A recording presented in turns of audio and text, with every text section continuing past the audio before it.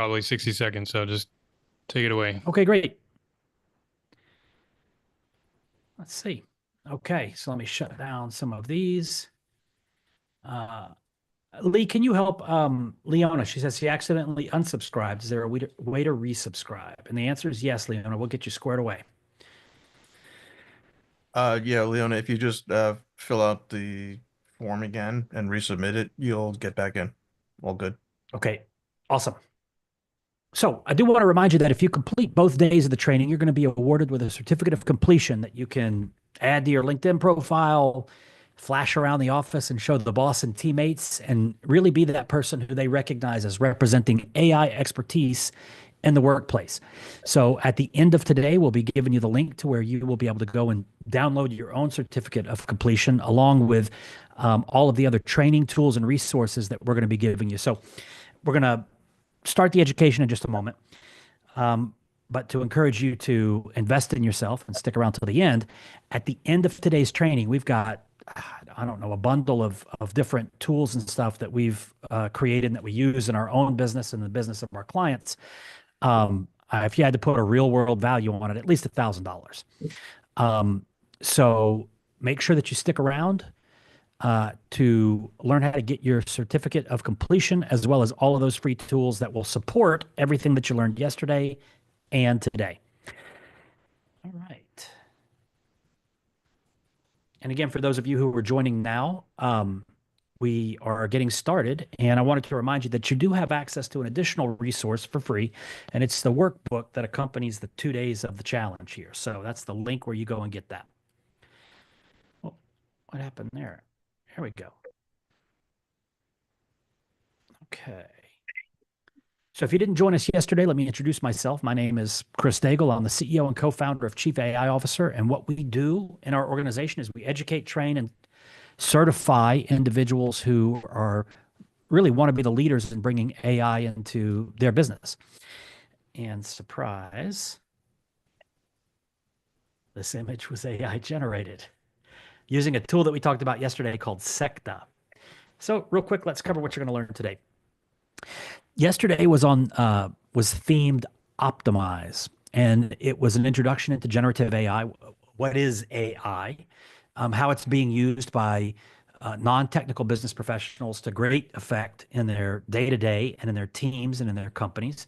And we walked you through a use case scenario that was preparing for an online meeting and the tools that we would use to allow you to take that process from hours down to really 10 minutes and show up looking as if you spent hours getting prepared. And that is the power of AI. So today we're going to actually talk about, okay, yesterday you learned about the tools and what to do. Now we're going to show you where to use them, how to identify the areas in your, anywhere in the company, honestly, using the frameworks that you'll learn today on, hey, this is a great place for us to start using AI in this process. Then we'll show you how to, the first part is really dealing with a leadership team. There's been discussions about AI. I want to be an individual who kind of leads that conversation or certainly participates in that conversation in my own company. How do I address that? How do I go about that? We're going to walk you through exactly what you need to do to let everyone in the organization who makes those types of decisions understand you're somebody that needs a seat at the table because you have a framework within which to help the company do it the right way.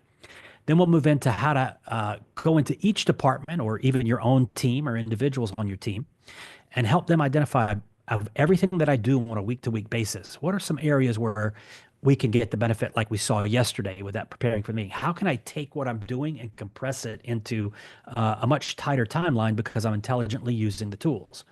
We'll move on to something that most of us haven't had to do a lot of, and that's process mining and process mapping. It doesn't sound terribly sexy. However, the way that we do it makes it extremely easy. You just go about your day-to-day job, and as a result, using some of the tools that we'll talk about in the process we talk about, those your SOPs get created almost instantly with the use of generative AI.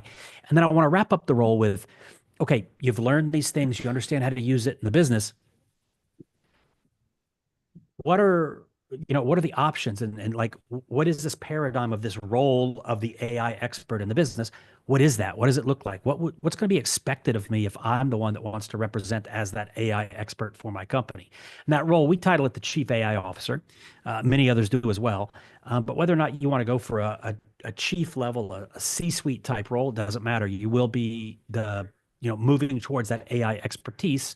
And however you identify in the company, we're going to kind of give you a step by step of what you need to be prepared to do to fulfill that expectation of what that AI expert is. So we talked a little bit about some of the impediments yesterday. Most people, heck, it happened to me when ChatGPT first came out. I recognized instantly there was going to be huge opportunities for this, but in my mind, I was like, you know what? I'm not a tech expert. I don't know tech. So it's a huge opportunity, but for someone else. So we talked about how, and I think we demonstrated yesterday as well, that there really is no technical impediment for you to do this. Maybe you're new to prompting. We introduced you to prompting yesterday. Well, with the support of a tool like Prompt Vault, which we gave you for free yesterday, that's no longer an impediment. And I can tell you that, you might be over there thinking that this all sounds great, but I don't know if I can really do this. And most of you, probably none of you have ever led the deployment of AI before. Now, while they can be perceived challenges, I can tell you that they're not the main impediment when it comes to a successful introduction of AI into your business. You could be the best prompt engineer in the world and still not be able to provide a company with success. But we found that the number one impediment to implementing AI successfully in your business really is a lack of planning. Most people, especially if you find yourself to be someone entrepreneurial, you don't find planning the fun part, right? We work with a lot of you and I get it. But whether you're a business owner, an employee, a solopreneur, a coach, consultant, it doesn't matter. The need for a plan is the one thing that you all have in common. And I can tell you that from lots of experience and multiple iterations that a clear plan is the shortcut to bypass all the other barriers to a successful application of AI in your business. You see this quote on the whiteboard here: I'd invest in a fool with a plan before I'd invest in a genius without one. So after reading this, how many of you fall into the genius category here? This is one of my favorite quotes. So to address this issue, we've developed a step-by-step planning process that we use with our clients called Ignition. And it's an easy to follow framework that allows you to walk in, follow the ignition process, and end up developing the AI business strategy for any company. So let's cover a few key steps that you should be prepared for in the planning phase that you can use this week in your role or your business. And a pro tip here: if what you've seen yesterday and what you've been seeing in the media is exciting to you, and you're being called to learn this stuff and be somebody who's driving the introduction of this increased productivity, increased revenue, all those things that come from generative AI, I can tell you that as you start talking about this stuff internally, you need to remember that a confused mind always says no. And I want you to think about that. If somebody doesn't understand something exactly, or there's risk, if they don't understand something, it's just safer for them to say, let me think about it. Let's shelve it till next quarter or whatever. If they saw what you saw yesterday and they understand what you're going to learn today, the confusion is gone and they're going to be very interested in, well, let's do some of that internally. So I want you to remember that if you can't explain how you're going to do it, the decision makers will most likely have concerns about investing in that uncertain outcome. If they just don't understand what you're wanting to do, again, it's safer for them to just say no.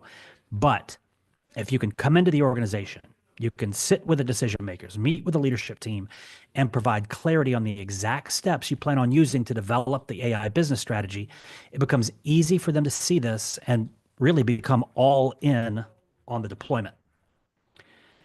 So step one in this planning process is simple. It's educating the leadership team, and I'm talking about starting with the basics. In our program, we actually provide you with a slide presentation that you can use to cover everything the leadership needs to kind of hit that 101 level of understanding. Once we've gotten everybody on the same level of understanding, we then start getting the leadership team in alignment on how they define a successful AI effort, right? Like, how do we know we're doing the right thing with AI? And you'd be surprised, or maybe not, be surprised with what we discover. See, they may have talked about leveraging AI. They're certainly hearing about it in the industry and news publications, but they usually don't know enough about the capabilities and the limitations of AI to really have a consensus on what that definition of success looks like with AI. Using the steps that we're showing you today, you're going to be able to walk in there and really help extract that from the conversation. Make sure that everybody in the organization at the decision making level understands it enough to collectively say, hey, this is our path forward. Can you help us? Step 2, a saying that I like a lot. It's arithmetic is not an opinion. If I can back up the benefits of the training that I just gave them of AI by showing them a forecasted ROI, it becomes a much faster and easier yes from the leadership team on doing this stuff. And what we tell our students is you can comfortably start with a forecast of about a 20% positive impact on any metric in the business that gets AI-ified. Now, overall, some of your AI optimization will have more impact, some less, but that 20% is a safe number to give them to kind of, ballpark. You haven't gotten started yet. What can we expect if we, end up as a company investing in your education so that you can come back and bring this into the company? I hear other consultants saying anywhere from 10 to 40% impact on the operations, but you're pretty safe with that 20%. Now, the reality is, I think we've all heard this phrase, under promise and over deliver. That 20% in most cases is going to be under promising and over delivering significantly. If you were to go in there and tell them what the actual impact would be from the introduction of AI into some of these processes, they it would be hard to swallow how powerful this stuff is for them. So it's easier to just say, look, 20%. And on depending on the size of the organization, 20% is a number the leadership team kind of look around at each other and go, that sounds pretty good, right? Next, establishing an AI coalition. Now, what is this? This is where you identify team members within different departments in the company who have the most interest and aptitude for working with these, what's going to become AI-powered processes. After we wrap up today, you'll see what I'm talking about. These individuals, if let's say you're sitting in that role of the identified AI expert, the chief AI officer in the company, these are the individuals. They're going to be your proxies. They're going to go back to marketing, go back to HR, go back to logistics, operations, whatever they're doing. And they're the ones who understand their particular domain enough to be able to take what they're learning from the conversations and AI business strategy and bring it in and help execute it so that you're not hands-on with everybody, right? You become truly in the strategic seat there, but the individual not only that is in the strategic seat, but has the tactical know-how so that somebody says, hey, how do we do this? Or we want to do this, but we're not sure exactly what we should be doing here. You're able to come in and, get in the weeds if you need to. So some advice on this would be, there is concern. Yesterday, we talked about, a question we get a lot, is AI going to take my job? And the answer that we gave you was, AI is not going to take your job, but somebody who knows how to use these tools and knows your role, simply they're a better fit. So it's not necessarily AI that you need to worry about. It's a person that knows how to use AI in your role that's probably going to end up replacing you if you're not AI enabled, AI literate. So in these coalitions, what we want to do is we want to make sure that we're not bringing in people who are fearful of the introduction of AI. Why? They don't want to see it work. They want to stick with things the way that they were. So what we want to make sure is that we're getting people who maybe they're already using it at home, or they're doing what's called shadow usage, meaning they don't have permission, but they're using it at work to write emails or, summarize reports or industry feedback or anything like that. So if you don't know where to get started to find these individuals, a little pro tip would be start in marketing. My experience has been that, especially in a digital environment, digital marketers tend to be early users of new kind of technologies like this. And there's some other ways that we do when we're working with clients that help us identify people, kind of score them. Hey, this individual would be perfect for the coalition. They're interested in it. They do a great job in their role. They've got rapport with the rest of the team. So if they come in with this information, the team's going to listen and trust. Hey, I like what Chris is telling me here. Let's get going with it. Next, momentum in any of these projects is going to start with quick wins. You don't want to start with too ambitious of a pilot project. And in the previous lesson, we showed you how to identify, well, we're going to talk about that in a moment, how to identify pain points within a department or role where AI can come to the rescue using what we call the delegate and elevate framework. You'll learn all about that in just a moment. So now I'm about to teach you how to have conversations with the team that makes it easy for you to identify where to get started. Could be problems like maybe you want to solve customer churn, content generation, customer service, those sorts of things. And here's a pro tip. Any task that is drudgery, it's data driven, it's repetitive, something that nobody likes doing, these are a great place to start. And with leadership teams, it might look like, look, they're required to consume large amounts of data in order to steer the decisions of the business. So when you can give the decision makers a quick win by showing them, hey, here's an easy way to use AI to get summaries of meetings, industry content, reports, you end up saving them hours. And that type of win makes them want to go, hey, what else can we do with this stuff? In marketing, I mentioned them already. It could be showing them how to use AI to generate keywords for Google ads, how to SEO optimize some of the content we're doing, anything that's going to help them save time. HR, it could be, the hiring process it's not quick, and it can be a real drag. You hire the wrong candidate and there's consequences. I mean, we personally, in our business in the past have used personality tests combined with job descriptions. And we say, hey, based on this personality test, what would be a good score for this job description? Boom. One of the things that does is it allows the HR team to very quickly screen through applicants and start to rate them based on they look like the best quality candidate for us. And we'll actually show you a couple of examples of this with a customer service use case in just a moment. And we actually have an entire module on creating AI-powered processes and how to process mine and process map the activities in a company that end up lending themselves to being supported by AI. But here's a quick way to start doing this in any business right now. And I mentioned it a moment ago, and that process is called Delegate and Elevate. And it's an easy tool that we use to determine where do we get started in any department.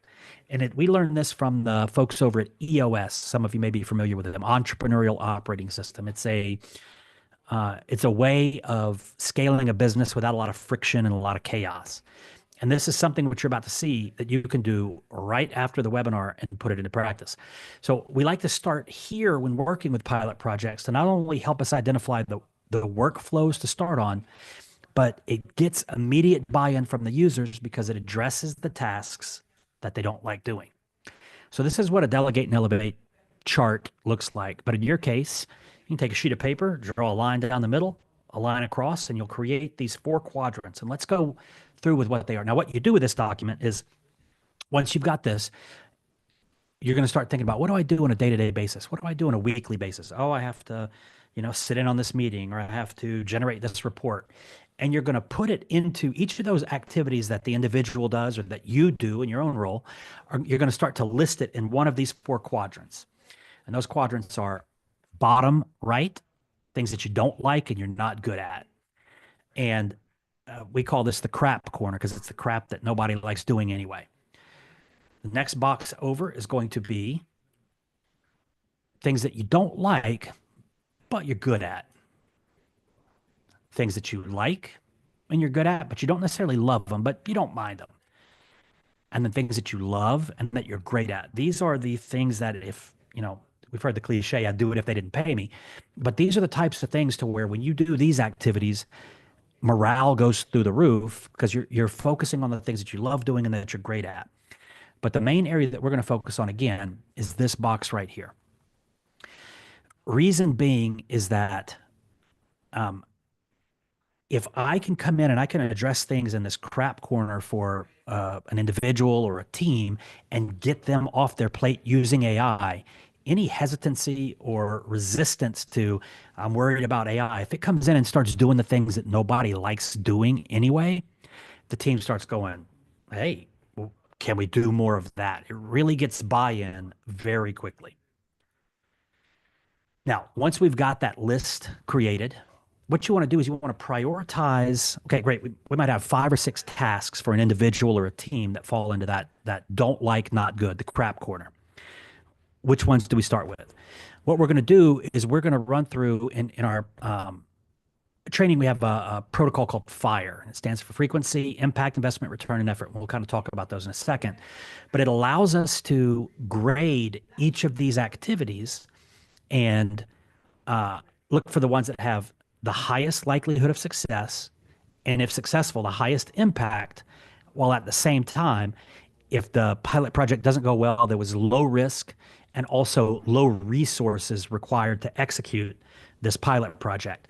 We consider all those factors with each of those tasks, and that really, like, tasks start ordering based on that score, and it becomes very clear this is where we get started. So to start AIifying, okay, great, we've identified an activity.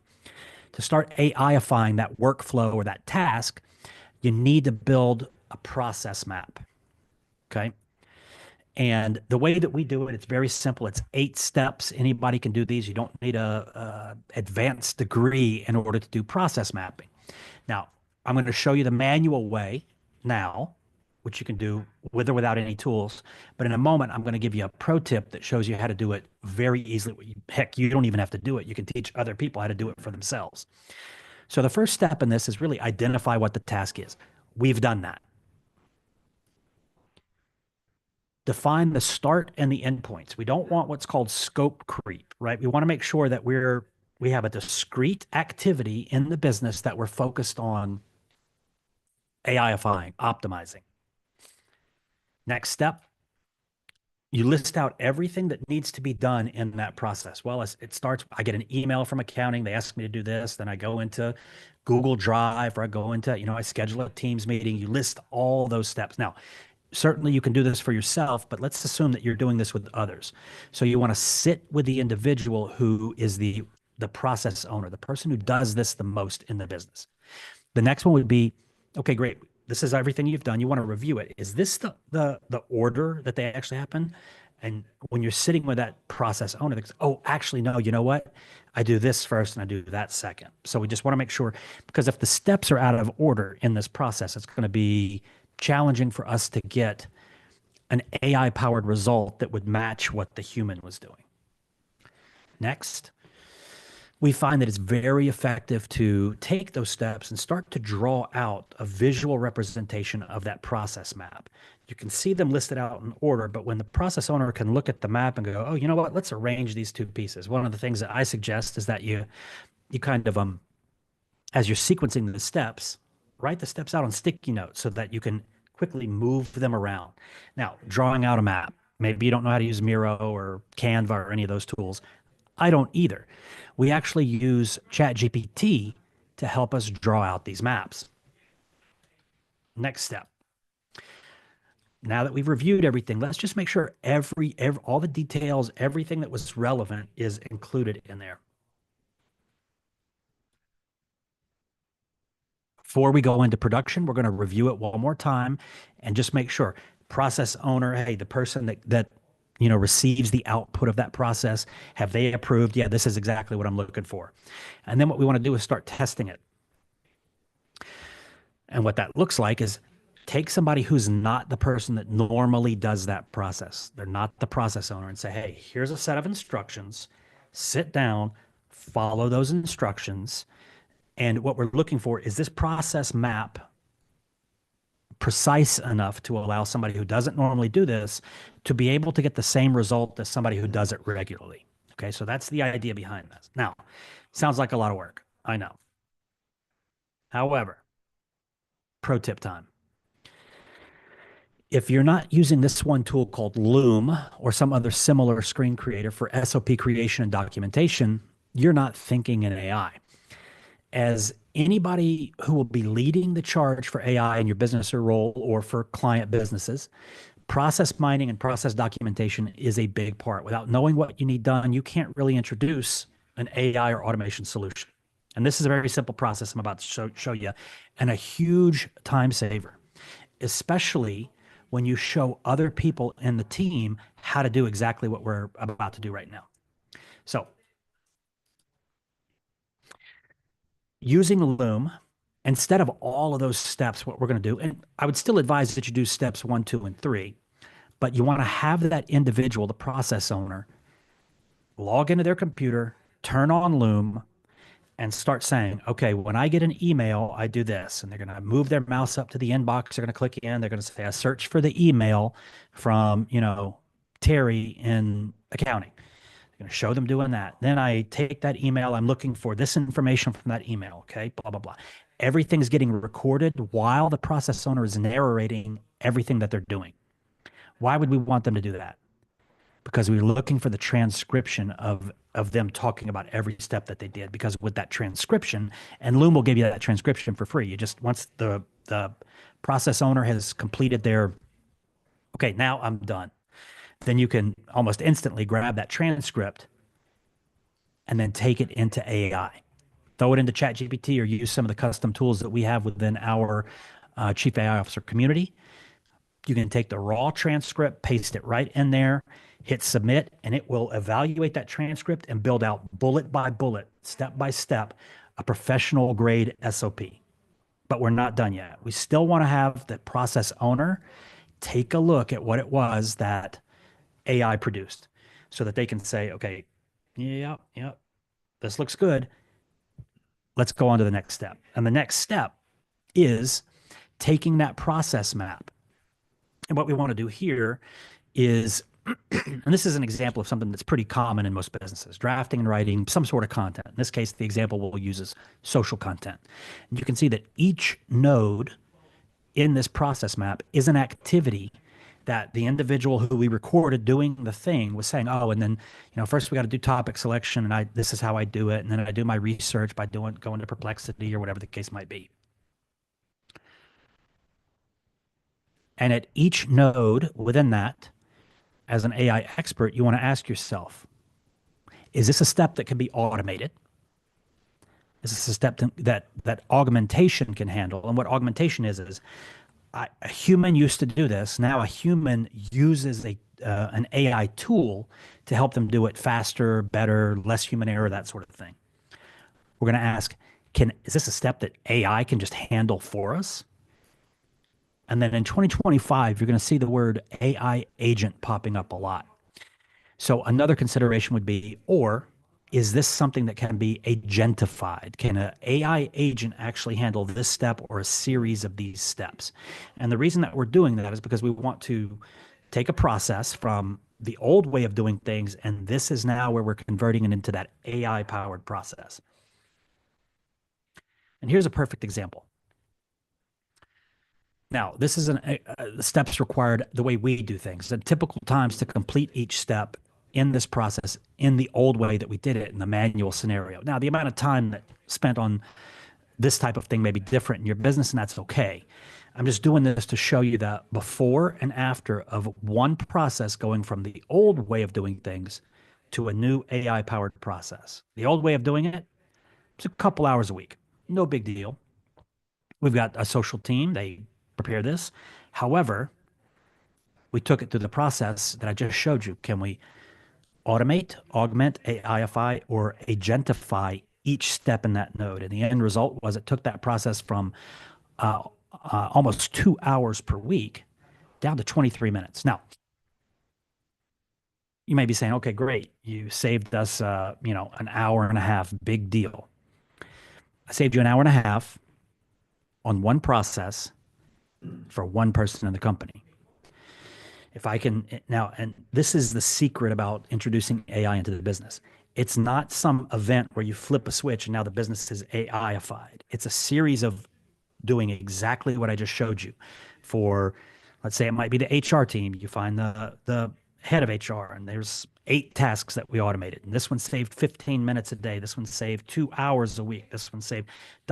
All of that compounded effort of introducing AI into these processes ends up with considerable amount of bandwidth opening up because AI is now handling things. And it's not just handling things, it's handling the stuff that was demoralizing, the stuff that you didn't want to do in the first place anyway. So it's this double win. The crap corners being addressed by AI. I've got more bandwidth to, we've all got plenty of stuff that is on the to-do list, I'm sure. Another example that's pretty universal, customer service. Now, in this case, this is what the process would look like the old way. Customer sends in a ticket. We have to evaluate the ticket. We're going to enter that ticket into the support software, maybe push it down the line, whatever the case might be. Now, in this example, this was pretty standard way that we were doing things, and that upon evaluation of other companies is pretty average doing it the old way. Ticket would come in 11 to 17 minutes. The new way of doing things, we went through that automate, augment, AIify, or agentify evaluation of each step in the customer service process. And it went from 11 to 17 minutes per ticket to less than a minute. Again, you may be saying, well, okay, so you saved me 10 minutes on one ticket with one support agent. I want you to look at what happens when you run this out over even a small business with 5 to 20 customer support tickets per day is saving anywhere from an hour to 6 hours per day. Now, that's per day. So that individual customer service representative has now saved on the low end 5 or 6 hours a week. It's one person. What is that? What are they able to do? Maybe they're able to spend more time giving attention to customers who it's not a simple request. They need some hand holding. But as the business scales, you see the more traffic that you're doing with this, the impact is significant. And we've seen a case study with Klarna, which is a company that kind of does the buy now, pay later stuff. They introduced an AI chatbot into their customer service environment. And if you get involved in AI, you'll realize that's not a big lift. That's not a lot of work to introduce an AI agent. And in the first month of use of that AI bot for customer service, it saved Klarna. It handled 2.3 million minutes of customer support. That ended up being the work of about 700 customer support agents. So even though these examples of shaving off 10 minutes from a support ticket may seem small, depending on the size of your organization or your client's organization, the impact on these small tweaks with AI end up being extremely significant. And this is just an example of what an AI-powered process that was optimized looks like. Now, this is our own content creation process. Remember, I showed you the old way of doing things. We've actually gotten it down to less than 23 minutes, actually. But you can see at each node in here, and in our case, what we've done is we've identified what AI tool is going to handle it. You also see silhouettes. Those are places where augmentation exists. A human is still reviewing the output, or the human is taking it from here to there. So it's not completely automated, but that's by design. This is content. It represents our brand. We've got prospects, customers, students, investors. Everybody's reading this stuff, right? So it's still, even though we're using AI, it's not replacing the human completely. It's allowing the human to spend less time pushing the buttons and that sort of thing, and more time using human discretion to be able to say, this is a good piece of content. Let's push it down the line. So now that you have a better understanding of how to use the tools, and I think if you did the homework yesterday, if you don't mind, put in the comments. If you did the homework, let me know. Especially if you had some particular wins, or there was one tool in particular that you found like this was a game changer for me. Post it in the comments. We love to see wins, however big or small.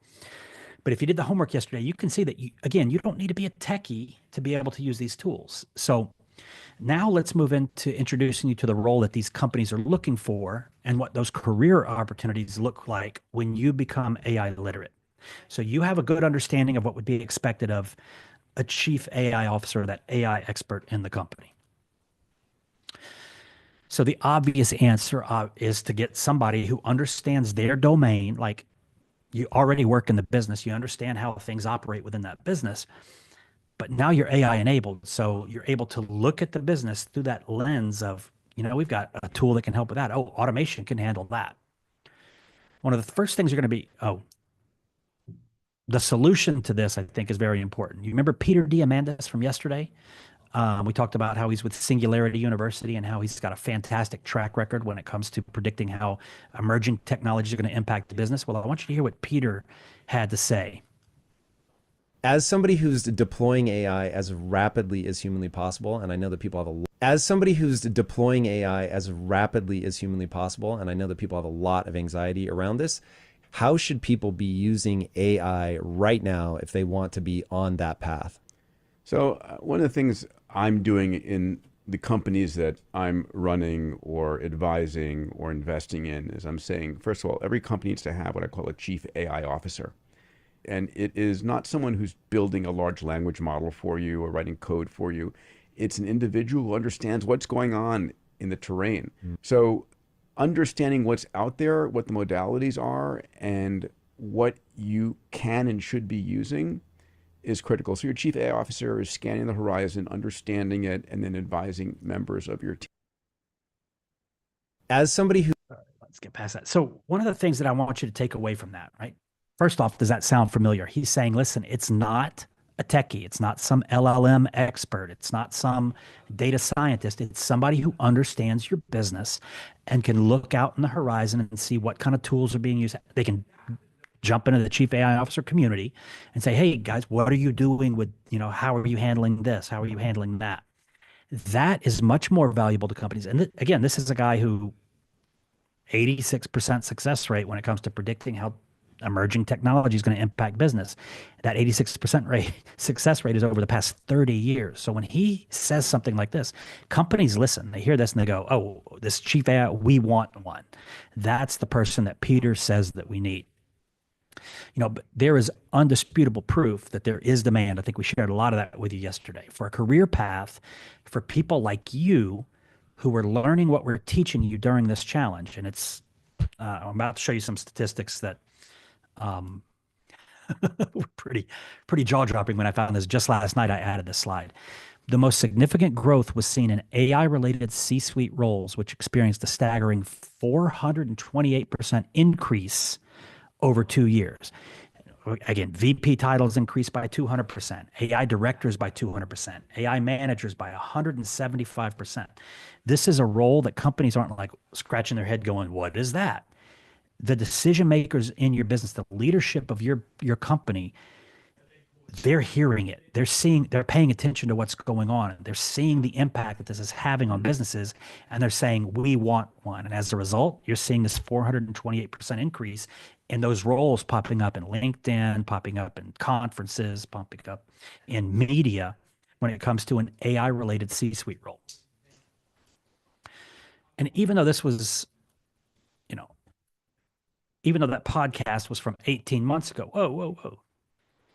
Sorry, guys. I don't know. Oh, let me go back. Even though that podcast with Peter was from 18 months ago, it looks like he nailed another prediction, right? And I want you to realize something. This is a thing that's happening, right? Look at these headlines. Chief AI officer, chief AI officer on a federal level, chief AI officer. Every C-suite member is a chief AI officer. Every Fortune 500 needs a chief AI officer. Every company needs a chief. You see do you see a trend here, right? This is a real thing.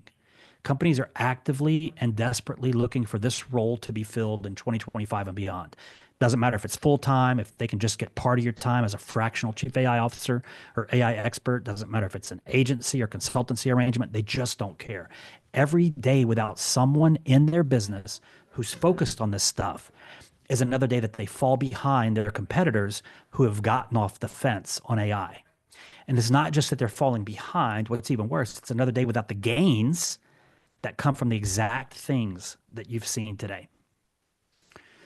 Now, this was interesting. Maybe you don't want to necessarily be a chief AI officer. Again, some of you may be, you may like your job. You may want to keep what you're doing, but you're interested in how can I learn this stuff and still monetize these skills as a consultant. So whether you keep your job or do it part-time, or you're ready to focus on leveraging your existing network as potential clients for AI work, once you learn this stuff, it's a great option for any of us, as shown in this Forbes article from, just a couple of months ago.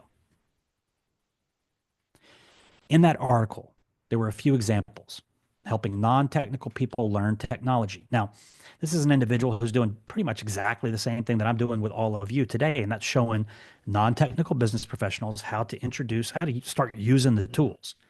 $530 an hour for that. Scaling your business with intensive AI practices. Now, what this guy does for an $8,000 day rate is he hosts one-day trainings for regular companies, hackathon style. He calls it a hackathon.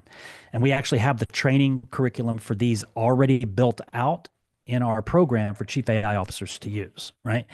So he goes into the company, he does a little bit of the education, helping non-technical people learn tech. But then he says, okay, we're going to experiment. I don't know what that he uses delegate and elevate, but in your case, you go into the company, you teach them a little bit. Then you say, hey, let's whip out the delegate and elevate. Let's take 10 minutes, start listing some of the things that you do in your business, right? So everybody's going to have the crap corner. And then what he does is he shows them, okay, with this one, we're going to use this tool, and this tool. You do it, build it. So they get hands-on effort. He's not teaching the whole time. He's not, having to answer a bunch of questions. He's just helping people do basic stuff. Honestly, the same stuff that you've learned how to do today, and he's getting $8,000 a day for that. In this case, what they do is they come in and they do they build out automation, augmentation, AIification, or agentification for processes once they've been defined. So the same thing, delegate and elevate exercise, take crap corner, run through it Loom environment, take that, build the SOP, build out the process map, $4,500 just for an audit to review opportunities for these companies. And this next one, Rachel, a friend of she's the founder of the AI Exchange, if any of you are familiar with that. And she's somebody that I actually host a monthly AI founders meetup with each month here in Austin. So this is personal. I know that this is real. She's managing multiple clients a month at $10,000 each.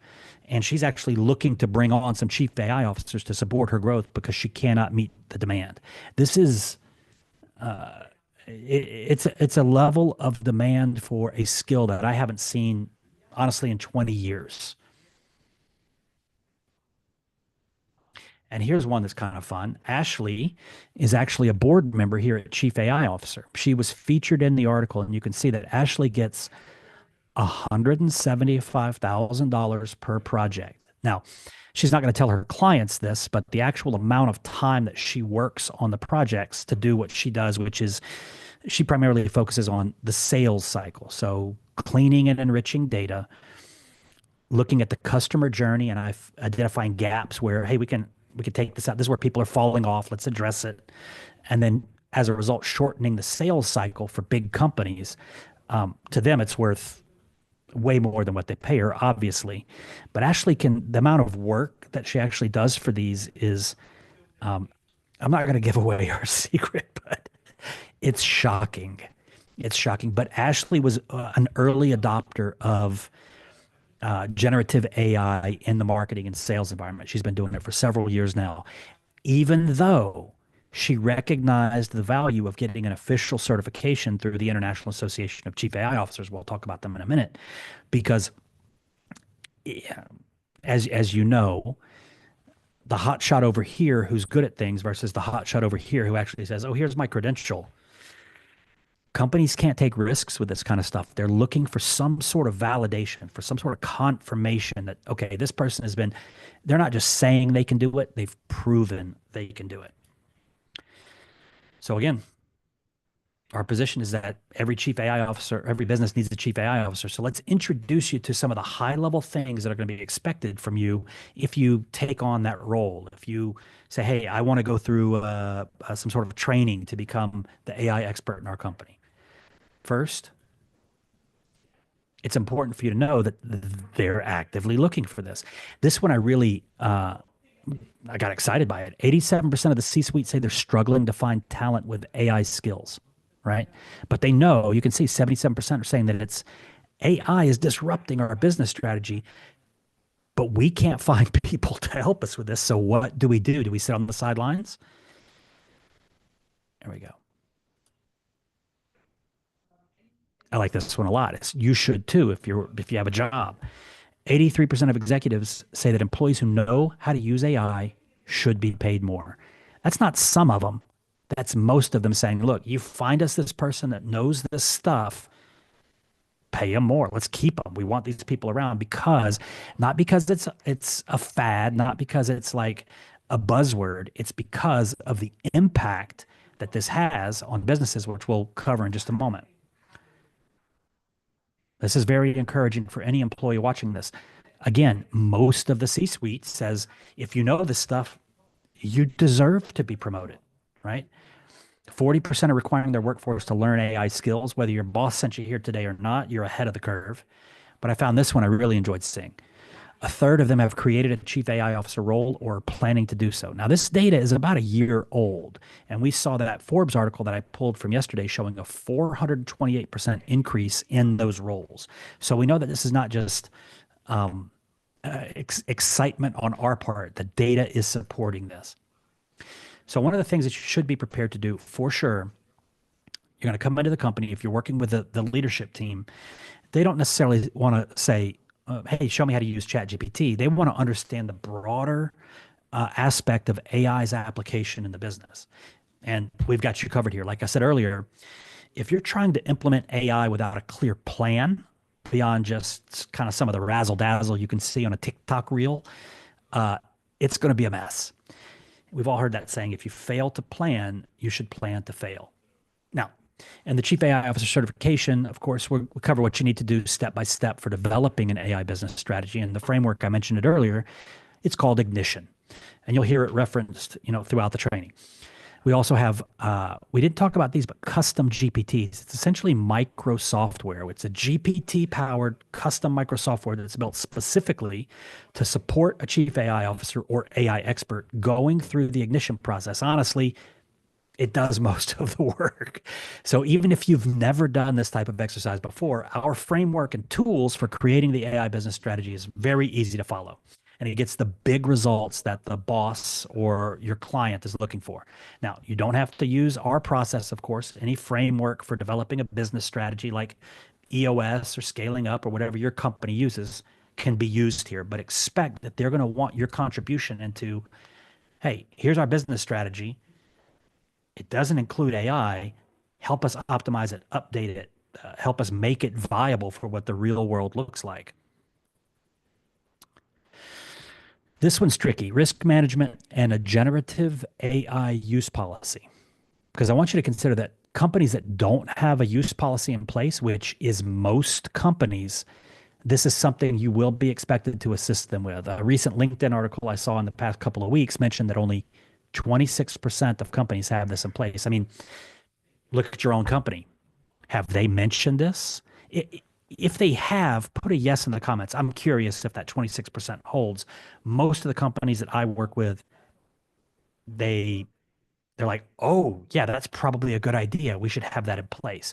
Because when you use AI without some sort of a policy in place, several risks can emerge, potentially impacting operations, data security and privacy, legal compliance, and of course, ethical considerations. Now, this part of the generative AI use policy being created, I would suggest this step one of a two-step process before you let the team loose on any of these tools. So, and again, we have a custom micro software that if you can ask a few questions from the company, it will generate the template for a generative AI use policy. I mean, it's AI. It's pretty quick. Because AI governance is a big topic and concern, a topic of concern for leaders who are, want to introduce AI into the business. So when you establish clear guidelines and policies for use of this technology within an organization, it's high value, it's high impact, but it's a low effort activity for any AI expert or chief AI officer. When you, heck, even if you don't have our tools, it's not that complicated, but it's something that's certainly a point of concern for every company. And if you can walk in and say, oh, I'm very comfortable with that, I know how to craft these, that sort of thing. Oh, you can see them like take a deep breath and relax a little bit. Helping companies create these backed up by proper training on how the employees can and should use the AI tools in their jobs low-hanging fruit for any AI expert or consultant. I mean, you've seen from the Forbes article what some individuals are getting, but I would say, look, we see AI experts generally bill out at around 250 to 300 bucks an hour or more. So, at a minimum, stay plugged into the free community that we've gotten you access to so that you can start to identify more low-hanging fruit activities that you can come in as that AI expert. This is something, honestly, if you know how to use Perplexity and you know how to use ChatGPT, which we showed you yesterday, and I think that we actually have a prompt in the prompt vault for creating a generative AI use policy. This might be a great way for you to introduce that topic into the company. Say, hey, do we have a use policy in place? They're going to be like, nope. Do you mind if I take a pass at trying to create one for the company? Hey, Chris, that sounds like a great idea. Tell me more. How do you know about this? Oh, here's my certificate of completion of a recent AI training for, non-technical business professionals in a work environment. Who's this Chris guy? All of a sudden, you start getting on the radar of the leadership team because we showed you 83% want to pay you more and 74% said you should be promoted because you know this stuff. If you're not making an effort to inform the world that you're doing these things, they're not going to know that you're there. They're not going to know that you're the person that they want to pay more and promote more often, right? So now that everybody has been advised on the proper use of the tools through a generative AI use policy, step 2 that I mentioned earlier, you need to make sure that the team that will be using the tools gets training on the tools. So what we've just done in this case is we can go into a company, they've got concerns about letting their team loose on these things. We've now said, hey, here's a framework, here's a guideline for the usage of it, and we've given them proper training on how to use the tools. Company, you should be good to go to introduce this into day-to-day activities. And we're going to show you what happens when you introduce just ChatGPT into teams. It's pretty incredible. So this talent development is going to come from that chief AI officer upskilling the team. There was a study, and I've referenced it in past challenges, where Harvard and Boston Consulting Group took about 800 of their consultants, and they said, hey, split them down the middle. You 400, go do the thing. You guys are fantastic. The other 400, hey, we've got a secret weapon for you. It's called ChatGPT. They spent about 10 minutes training those consultants on the basics, probably less than what you got yesterday for sure. But those individuals understood what they were supposed to do. They started thinking in AI, and they were able to say, oh, maybe ChatGPT can help me this. Oh, can I use AI for this? And at the end of 12 weeks of measurement of performance between these two groups, guess what? The AI-enabled consultants outperformed the ones who didn't have any access to AI. And they didn't just outperform them, they outperformed them by a lot on every metric that was measured. And what they found was that on average, an individual simply using ChatGPT in their role produced 12% more, produced it 25% faster, and at a 40% higher quality than those who weren't AI enabled. Okay, so now we didn't just come into the company and make sure that everybody's doing it the right way. By doing this training that we're talking about, upskilling the team, you realize that we are introducing an environment of 12% more production, 25% faster, 40% higher quality across every department that's using these tools. This is irresistible for a company when they hear those type of results. I can't imagine why they would say, nah. They're going to be like, heck yeah, how soon can we start doing this? But again, it's very important that as an AI expert or chief AI officer, you introduce usage guidelines combined with the trainings.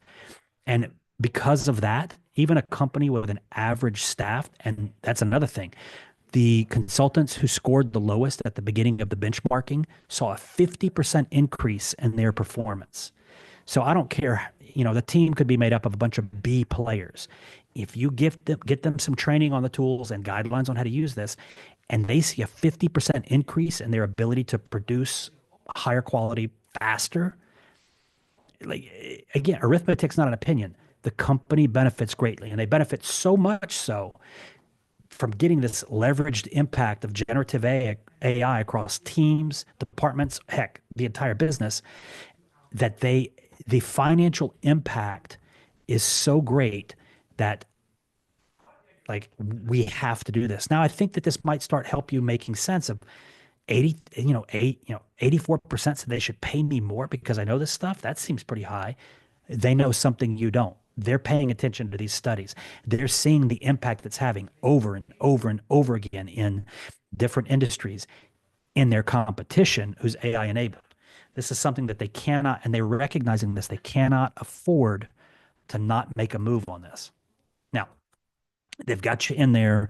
You've done some training. You've educated the leadership team. You've built the coalition. You've done all of those things. Vendor selection is very important. I think on day one, I showed you a slide where it showed kind of like the generative AI landscape of all these tools, right?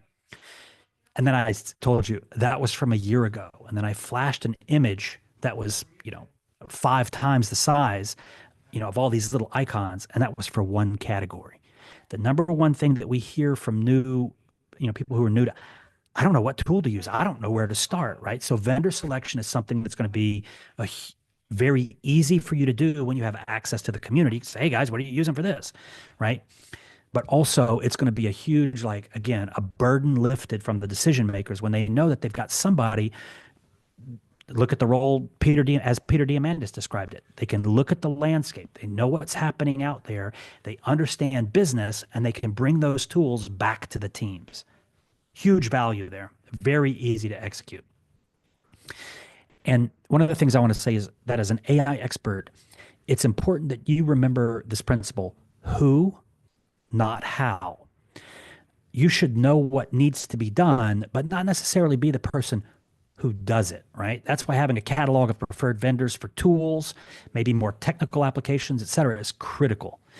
If you stay plugged in with that chief AI officer community, you'll have access to not only our own catalog of vendors that we use, but you'll learn about the vendors and tools that your peers are having great success with. I can't stress it enough. You can't keep up with all this stuff by yourself. Having access to that collective intelligence that occurs when you've got a bunch of people all, with the same goals of introducing AI into businesses, they're bringing back feedback and don't use this one, or we tried this, it was too expensive. We found this one, it was a lot cheaper, and it does the same thing. You're not going to have to go out there and test hundreds and thousands of tools.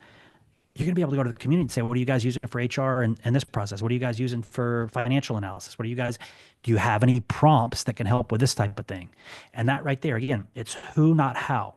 You don't have to go out there and figure it out. You just simply need to know what needs to be done and have resources where you can go and find the answers.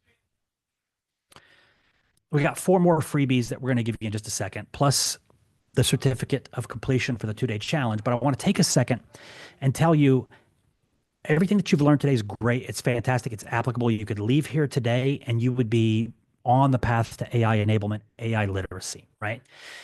But I think supply and demand, that's something that all of us have heard ever since we were kids, right? Oh, supply and demand, supply and demand.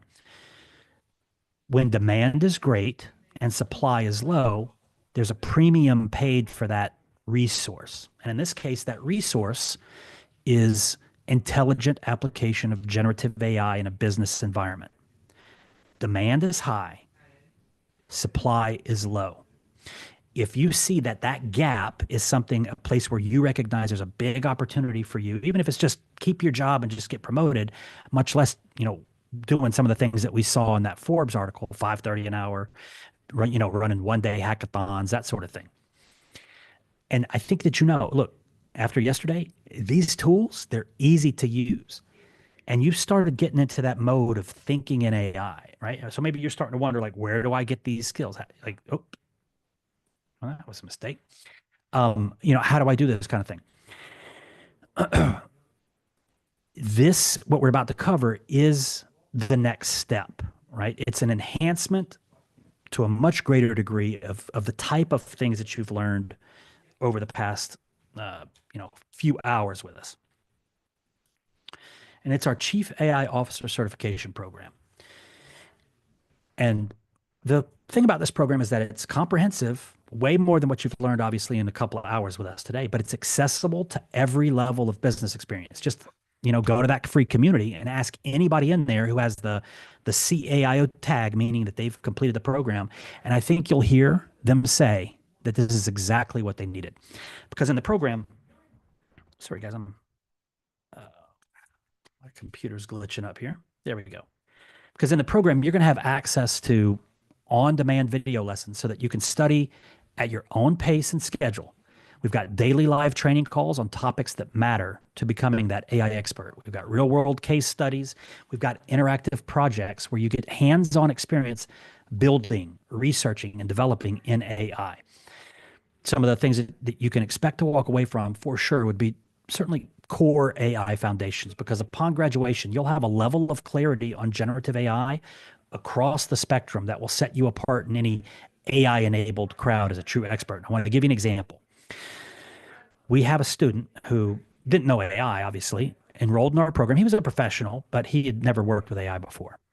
And he called me and he said, one day he said, "Hey, Chris, I've got an opportunity. I'm not going to name the pharmaceutical company, but it's one that if I said it, everybody would go like, oh yeah, I've heard of them. They're huge." He said, they've got an interview for the AI strategist here. So I kind of helped him prepare for it. I said, man, make sure you call me back and let me know how it went. He called me back the next day and he said, Chris, I walked into a room of 14 people there that was the interview panel, because it's a big multinational. They can't afford to make a mistake. And he said, not only that, they had their 2 existing high-paid consultants from one of the big firms, I think it was Deloitte, in the room. So I was really on the spot. I said, how'd it go? He said, after an hour of conversation, there was no question who in that room was the AI expert. And it wasn't the Deloitte guys. This is a guy, again, he went through our certification and was able to crush that interview. That's his role now, is at that company as their AI strategist, from what we learned here, right? So when it comes to generative AI, you'll know what it is, which tools to use in which scenarios, how to use them, and really just how to be that, person who's thinking in AI by default.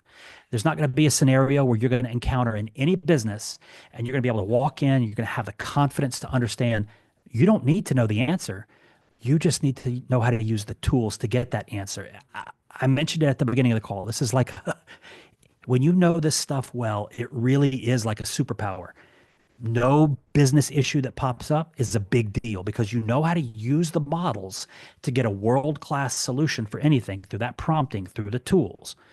You'll also obviously get, deep familiarity with strategic AI road mapping. What we talked about today was high level. What you learn in the certification program, much deeper.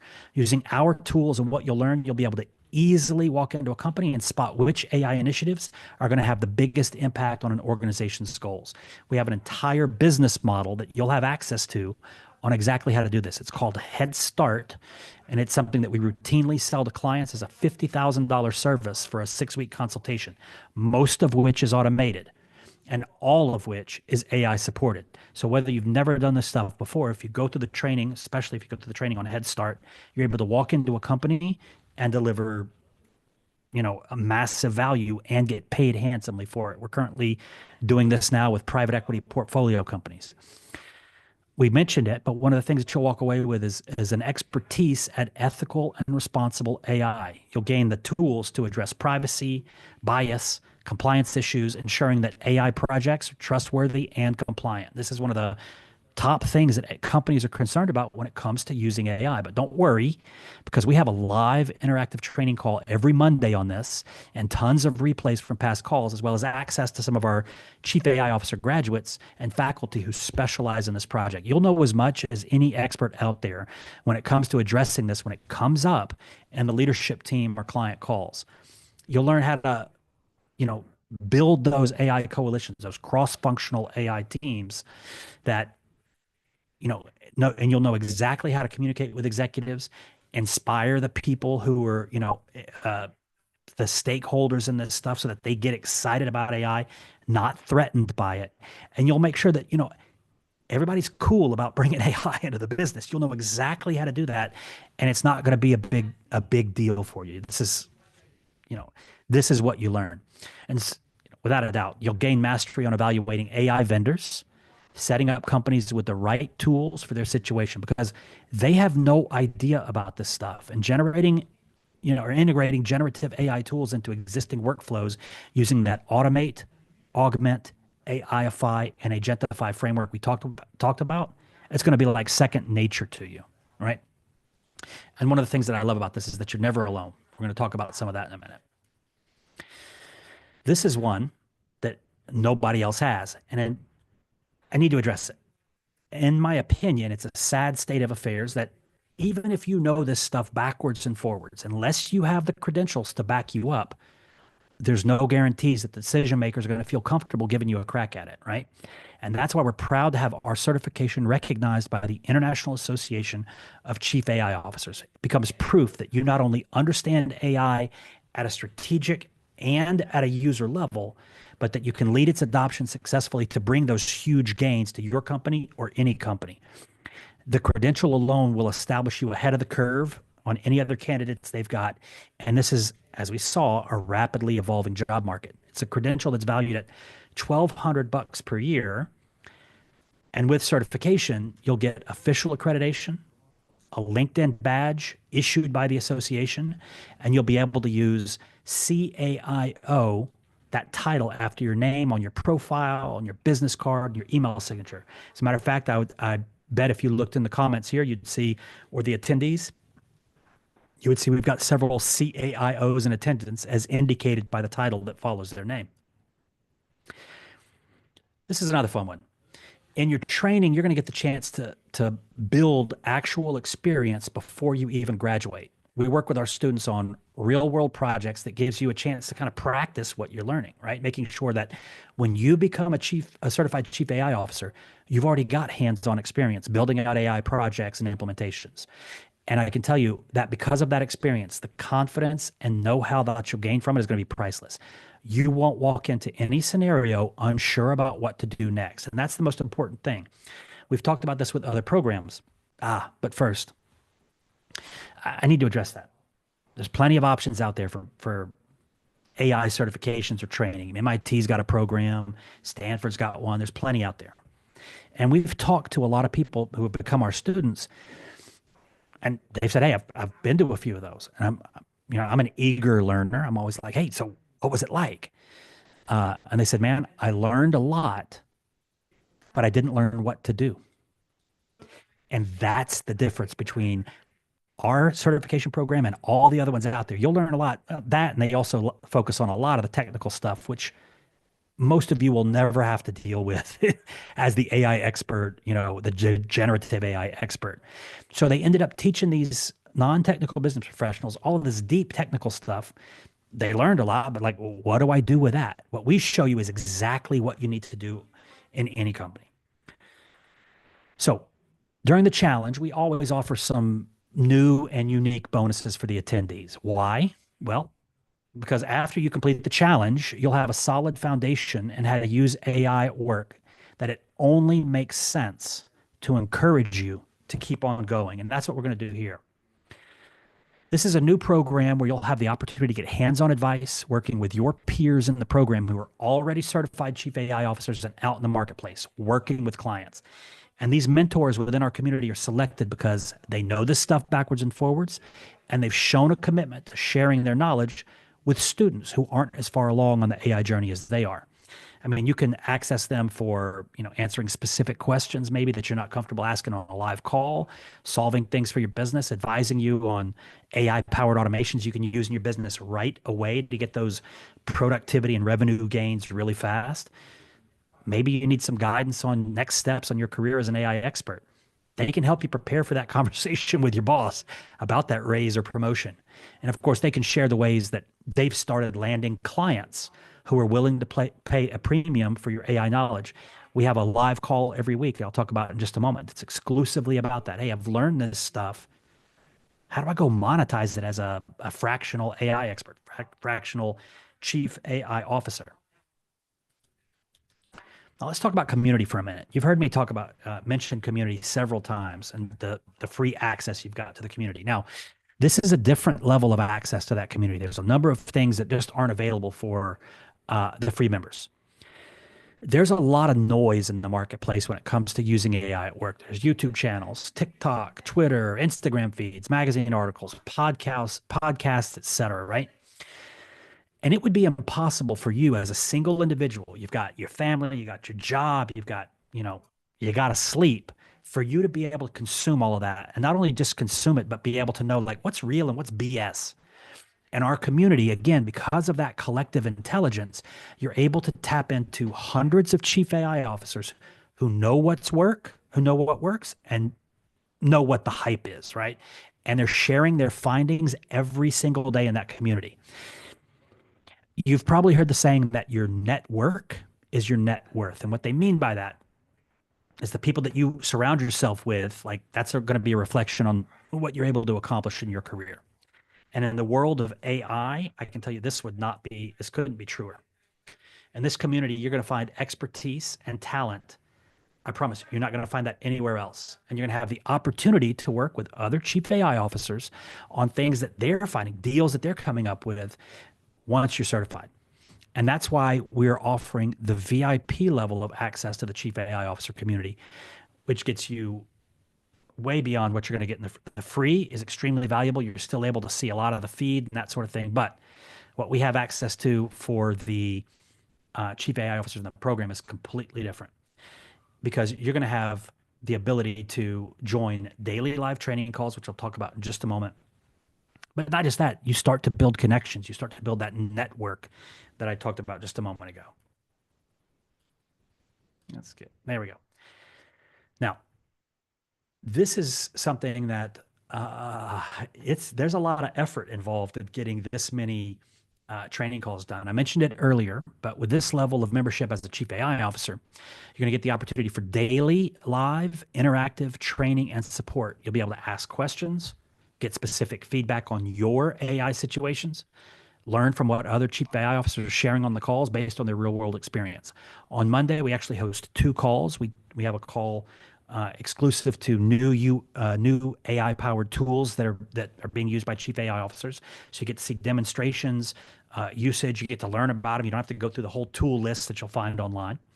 We also have a call specifically targeting that AI governance, that risk mitigation when it comes to AI, where you're able to talk to experts on that subject every Monday. On Tuesdays, we have a call hosted by Segovia, who shared your access to Prompt Vault yesterday. Prompting essentials. You're going to learn not just how to prompt better, how to develop your prompt intelligence, but through the lens of the tool that you now have access to, the Prompt Vault. On Wednesday, we have a call called AI Business Blueprint. It's hosted by one of our fellows, an active AI consultant, and he shares with you exactly, this is how you get clients. This is what you say to clients. This is how much you charge for stuff. This is the products that you offer, products or services that you offer as a chief AI officer. Fantastic. I mean, if you were to just want to do those alone and go find somebody that could teach you that stuff, it ain't cheap. On Thursdays, we focus on AI-powered process and automations, where we introduce you to the AI technology that allows you to do that automation, augmentation, AI, or agent solutions for any process in any business. And then on Friday, we have a kind of like the community roundtable. It's a live Q&A where you're able to ask questions. We do a recap of the highlights from some of the calls that occurred that week, and we solve other members' issues that they're encountering right there on the call. So you'll get access to all of those. In addition to that, the replays. Maybe you can't make the live call. No worries. In the community, you'll have access to the replay almost instantly, almost as soon as that call is done. Now, this one's kind of like that phone a friend. If you remember on Who Wants to Be a Millionaire, right? If you find yourself in a situation as you're executing AI within the business or talking to clients and that sort of thing, and you really need to phone a friend, that's exactly what we're giving you. Not just one, but 2 of these lifeline calls. And I would consider them kind of your break glass in case of emergency situation. When you find yourself in a tight spot or you need intensive, focused guidance, schedule a lifeline call. Doesn't matter what the issue is. In our community, the best minds in AI will be at your disposal. And I mean, securing private one-on-one time with professionals at our faculty's caliber. I showed you what that article was. I mean, at a minimum, $500 an hour, probably a lot more. Most of them don't do little single one-on-ones unless you're spending at least $1,000 an hour. So, I mean, consider these like hip pocket emergency, right? Like, I need a hand. We've got you covered. So yesterday we talked about Prompt Vault, but we gave you access to the free version. It's fantastic. You've got access to a ton of prompts in there, but we have an enterprise version. And what that allows you to do is it allows you as a chief AI officer to go and introduce this into your own company or client companies with your own customized prompts for that company, right? It becomes almost like a private instance of Prompt Vault for each client. Now, you walk in there and you can deliver 2,000 plus highly calibrated business prompts and then teach the teams how to use this.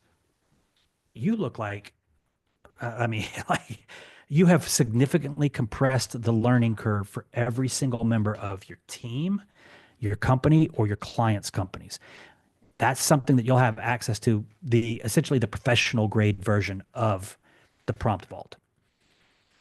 Smart cuts. Now, we haven't talked a lot about smart cuts, but essentially, and this is something that I'm not seeing anywhere else, it's kind of like a smart shortcut. These are the step-by-step instructions on exactly how to build AI-powered processes like I showed you today. And you'll get access to actually a few of those today at the end of the call for free. And we're going to be wrapping up in just a minute. So I'm not sure about your experience, but if you've ever done this before, I mean, heck, look at your own business. SOPs and process documentation is a big weak spot for most businesses. And they know how dangerous it is to be operating the business without them. If somebody who has that, they know how to do it and they're on vacation, what do? That person gets fired. What do we do? Happens all the time. And there's a manual way to do it. We kind of walked you through that, all those steps, turn on Loom and all that. But what if instead you just find the smart cut dedicated to that process and you're like, done, right? Maybe it has a little tweaking depending on the company and the way that they do things. But the good news, we are producing, based on feedback from chief AI officers on process maps, on smart cuts that they need. And this shows you what to do, the tools to use, as well as prompts to use in the process. So instead of you taking all this time, you might be able to walk in on day one and go, let's start here. This is low-hanging fruit. Great. Let me go to my library of smart cuts. Boom, boom. We can have that set up by the end of the day. How does that sound? It's AI. And when you've got the expertise backing you up and you've got the step-by-step like we've got in our smart cuts, this is not something that you need to, again, no advanced degree required. I think this library keeps growing every month, but what it does is it just makes your job easier and faster as a chief AI officer. Now, all of this stuff combined that you get, not only just with the certification, but all the bonuses that we only offer during a challenge environment, $30,000. And honestly, like we've spent, as you can imagine, way more than that developing all of this stuff. But if you were just to come in as a customer and buy these one-off, expect to spend that much. But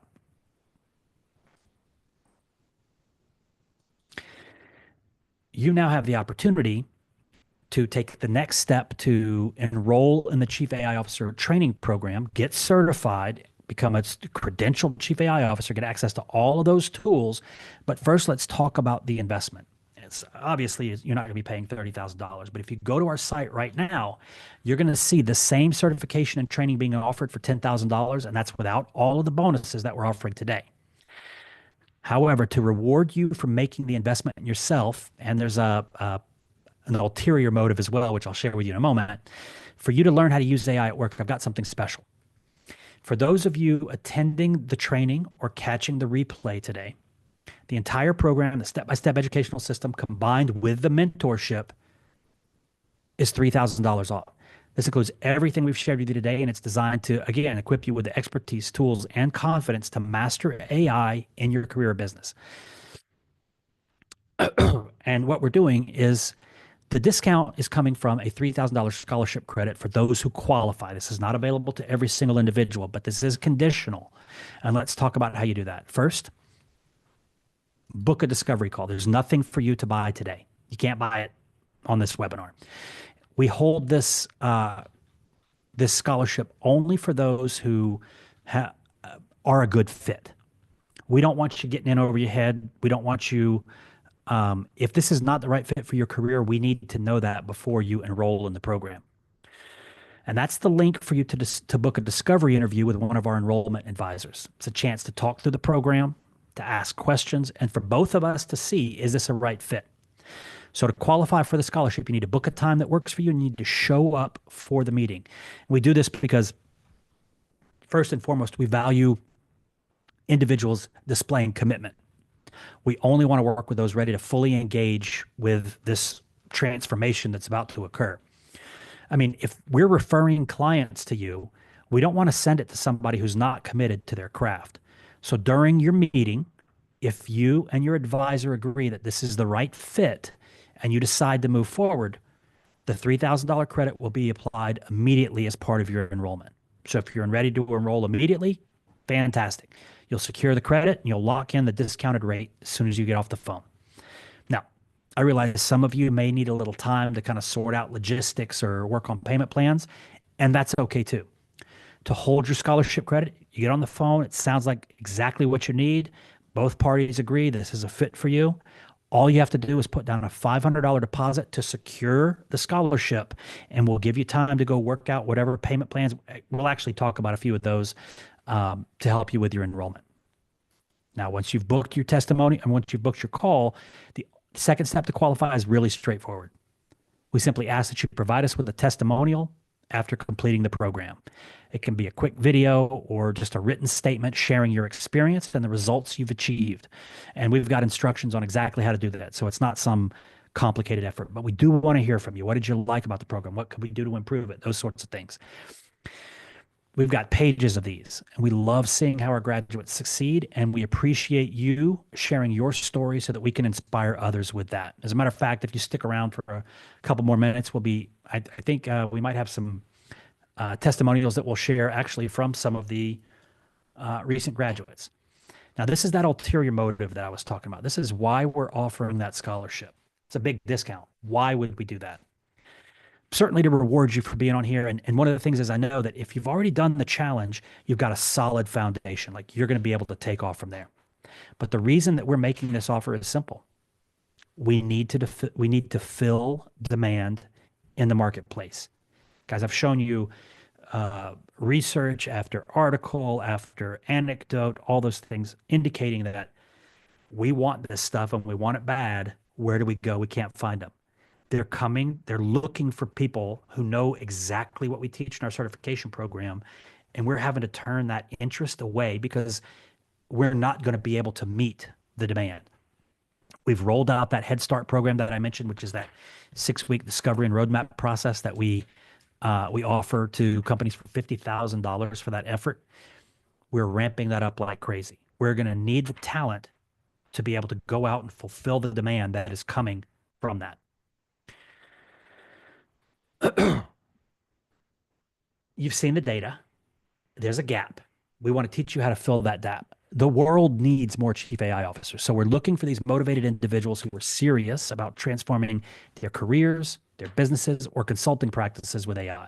And when you show up to your discovery call and commit to the process, you're already proving that you're somebody who's ready to take action. And that's exactly who we'd like to work with. Because what I found is that people who can make decisions quickly end up being our best students, our best chief AI officers, right? And those individuals end up getting the best opportunities at the premium rates that we've shown you today. The demand from the marketplace, as evidenced by research, not our research, by research from reputable sources, shows that it continues to accelerate, and we need chief AI officers just like you that we can refer to these companies, bringing more AI into more businesses and skyrocketing not just what's happening in those businesses, but your career trajectory and income as a result. So again, next steps, book the discovery call and show up. The link is right there below, chiefaiofficer.com/start. You'll get access to you'll fill out a quick form, and then you'll get access to the calendar to book with one of our enrollment advisors. It's not some high pressure situation. It really is.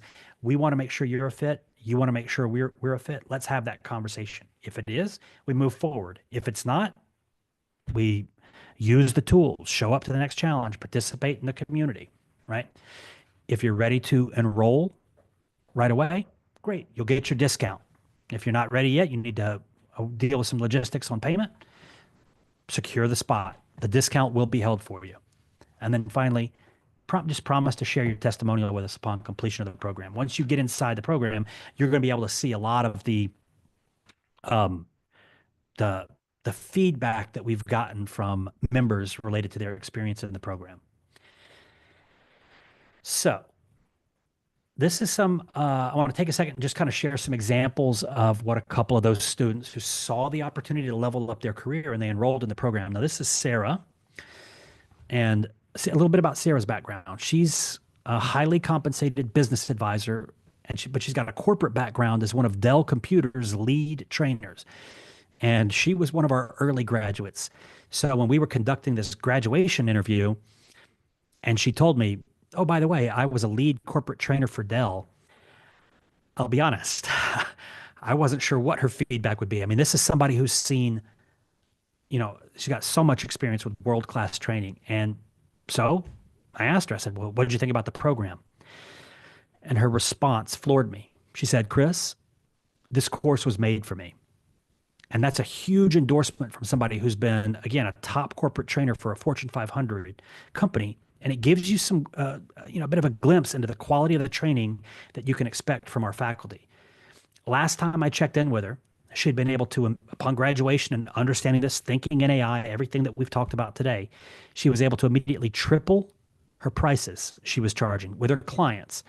Because with the use of what she learned, it wasn't just because she said, hey, I know AI. She was bringing so much more value to the business that she was working with.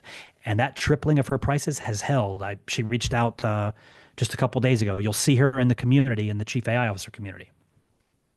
Next, this was from Corwin.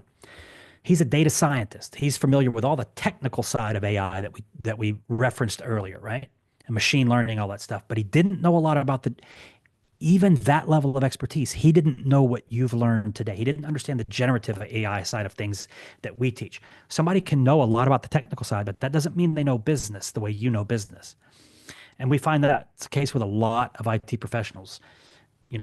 Just because they're computer experts doesn't mean they know a lick about AI. And Corwin had access to pretty much any institution he could choose to learn how to use generative AI in his role in his business. But after attending one of our challenges just like this, wasn't even as good as this one was. This was one of our earlier ones. And he got his questions answered by his enrollment advisor. He chose to get his training and credentials through us. It's a common scenario. Once people like you see the opportunity we're offering here, they talk to their enrollment advisor, they get their questions answered, they enroll, and they never look back. And you can see here, he was particularly impressed with our training on how do I make sure that this AI implementation is friction-free and embraced by the companies or the employees in the company, because that can be, if you don't manage that well, it can be, can introduce some complexity to your efforts. And I mentioned we have an entire training on that particular topic in the certification program. But his testimonial also reflects what I told you earlier. Other courses definitely teach you a lot, but they don't teach you what to do or how to do it like ours. It's one of the biggest differentiators between our program and others. So I'm not going to say you're not going to learn a lot, but you're not necessarily going to learn how to do stuff.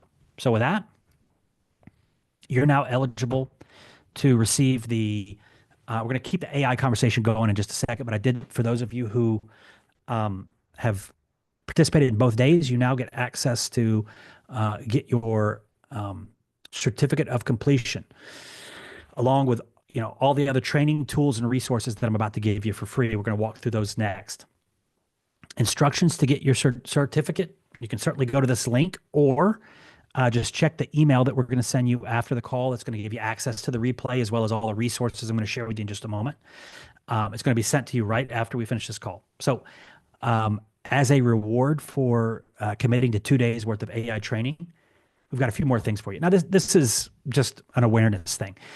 We have a podcast called Using AI at Work. I think we finished the year. I think our first episode launched in January of last year. So we're on episode 50-something. Each week, I have, let's call them business notables, come on and share with us clever ways that they're using AI in their business or role. If you want to continue to expand your ability to think in AI, check out and subscribe to the podcast. You can find us on Apple, Spotify, all the majors. Again, obviously, it's a podcast, it's free. For those of you, whether you enroll in the program or not, you are getting access to the community, the free level of access. Now, don't think that it's free. I'm not going to get a bunch of value. You will. You won't get access to all the replays of all the calls and the tools that we have in there for our chief AI officers, but you will be able to have a place where you know, hey, I heard somebody talking about AI at work. Not quite ready to be that AI expert, but I do want to start using it. The community is where you can go to get your questions answered. You can find out what kind of tools people are using, that sort of thing. And we'll be sending you a link to enroll, as well as you can go to the link that's on the screen now. What other goodies do we have for you? Our book. So in 2023, we knew that the chief AI officer role was going to be a big deal. And we endeavored to kind of write the defining discussion on what this role is. You'll get access to the book for free within our community, or if you have Kindle Unlimited, which I do, some of you might have, it's you can actually borrow the book for free. I can't tell you how many times I'll get on a call with somebody and they say, hey, I'm interested in becoming a chief AI officer, and they start talking about it and they lift up the book. I'm like, okay, right? Like, we put this out. We didn't know what the demand would be for the book, but it's making its way around the right circles for sure. But you can get access to this book for free. It'll give you a deep, deep dive into the role, the expectations, the future of work when it comes to AI. And you'll also get access to a few smart cuts. So what I'd like to do now is Segovia Smith, the co-founder of Chief AI Officer, he was the gentleman who demonstrated Prompt Vault for you yesterday. I'm going to turn it over to Segovia to kind of explain what smart cuts are and what you're getting access to today for free. Thanks, Chris. Can you hear me? Yep, you're good. Try and do a better handoff here today. Yeah. And we only have to laugh. We're not laughing at you, David, but I don't know if you're a bot or every 5 minutes he posts the same question in the chat. It's quite humorous. Let's see. Allow multiple persons to share. I'm going to take over that. And Yeah, I'm let me going to stop go ahead my and share share. this one. Okay. Can you see my screen? I can. It looks like it's a formless form. Yeah, I just was going to show if you end up at that URL, which of course is the place to follow the yellow brick road, that's chiefaiofficer.com/start. If you are interested in at least having a conversation whether this is a good career move, and you'll land up on a page like this, in which case you can interact with our quick questions of an AI bot to interact on just, asking some general stuff and then booking your call. So what we're here to talk about is, let's skip over to here, smart cuts. So Chris alluded to, the idea of a smart cut, and we designed these with the intention that, SOPs don't necessarily have there's sort of a love-hate relationship. Nobody wants to make SOPs. It's a sort of a pain in the butt. You want to do your job, not like document how you do your job. But we found that a lot of people, it ramps up their ability to get on to the fast track moving with AI. And as a CAIO, both from your own learning curve, and I was talking in the chat earlier with somebody that's like, they were excited to win back some time so that they could go in. We always like to tell people at the beginning of the course when we're enrolling or onboarding or just getting them into that introductory phase to say, go figure out which module of the course has the most applicability to you so you can start getting traction in your business or with your role or on a project immediately. And if that means it's module 6 or module 4, do that first, because if you can get AI working for you and see results, all the better. And then when it comes to your personal time, again, if you can free up 10, 20, 30% of your day. I mean, even as knowledge workers, we still spend, the same number of hours. Maybe it's not 8, maybe you're an entrepreneur and you're working 10 or 12. But that basic principle is, how can you win back some of your time so that you can go and learn more about AI? And that's usually the way that we get people to move through the course faster. So having said that, this is the equivalent of what a smart cut looks like. It's generally an SOP or a standard operating procedure, and it's a documentation for a process which is coupled between a tool. In this case, we're going to talk about Loom, and usually prompting. In this case, we're talking about ChatGPT and some prompts. So Chris was talking earlier in the conversation around how do you use Loom to sit down either for yourself or riding, shotgun next to somebody else that you're doing a consulting for, or somebody in your organization, and you say, show me what it is that you do. Let's just walk through the process, and you record it. And Loom just is a video screen recorder. And they record for 10 minutes, 5 minutes, 20 minutes, whatever it is that their process of executing on a task looks like. And then at the end of that, you would simply come in here and follow along. And there's basically like, here's the tools you're going to need. And then it's a step-by-step walkthrough. It's like paint by numbers. Okay, go get your Loom account, log in, right? Start the recording. Okay, here's how you do that. Once you get that going, you can either use a Chrome browser or the desktop application. And eventually you're going to get to recording that process. When it's finished, you now are going to take the transcript. So here you can see in this screenshot is the transcript of everything that was said during the 5 or 10 minute video of process X. You grab that transcript and you put it into a ChatGPT session. And we've given you a prompt here that says, based on the following transcript of a video created, create a detailed standard operating procedure, or an SOP. The SOP should be organized into clear sections, including all the necessary steps, highlighting any important details or best practices. Please ensure that the instructions are clear, easy to follow, and suitable for somebody who has no idea about how to do this. Like, if you've ever actually sat down and made an SOP, to me, it's like, I'd rather go to the dentist. It's mind-numbingly boring to be like, document this step, screenshot next step, screenshot, get all this stuff done. So there are AI-powered tools that you can do this, and you can pay a lot of money for those tools. But you can do this just with, a free version of Loom that lets you record up to 5-minute videos, or even Zoom if you wanted to just record, your own screen, and nobody else. There's a lot of ways you can do that. But the concept of taking that transcript and having that SOP generated, it gives you a version that is clearly described and outlined, and it will even fill in stuff. So if you don't say a specific task, you can say, hey, what was I missing in the process to make it more efficient? It'll like fill in the gaps where you overlooked something. So using AI as a sort of a side partner to creating this is magnificent. Now, I would challenge everybody as a kind of part of your homework for today to actually go do this. Whether you use Loom or Zoom, just record a video in any way, shape, or form that you're comfortable. And then, using this particular prompt, which if you scroll to the end of the Smart Cut, here's a pro tip. All of the Smart Cuts have access to a prompt. So if you click on this button, it will link you directly into your Prompt Vault account. And from there, you can just bookmark this, and it'll show up inside of your vault in the My Prompt section.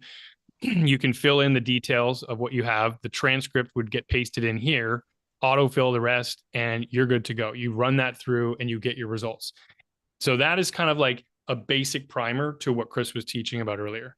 Now, if you want to go ahead and get a copy of this, here's where you go.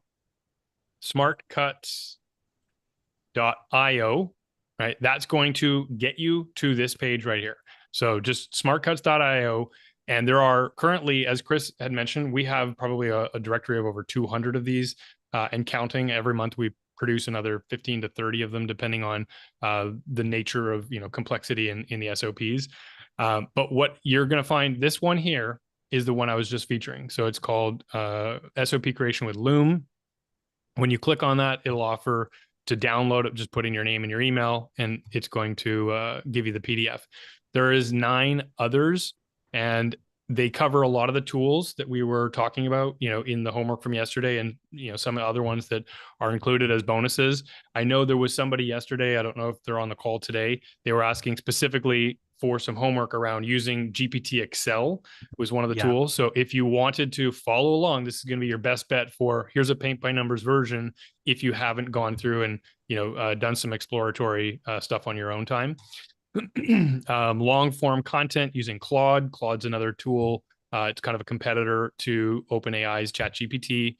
But here's another kind of advanced tip. There's one here called Flowchart Mastery. And when Chris was illustrating in his slides, the part about record with Loom, then, do the prompt so that you get the SOP, the text-based version.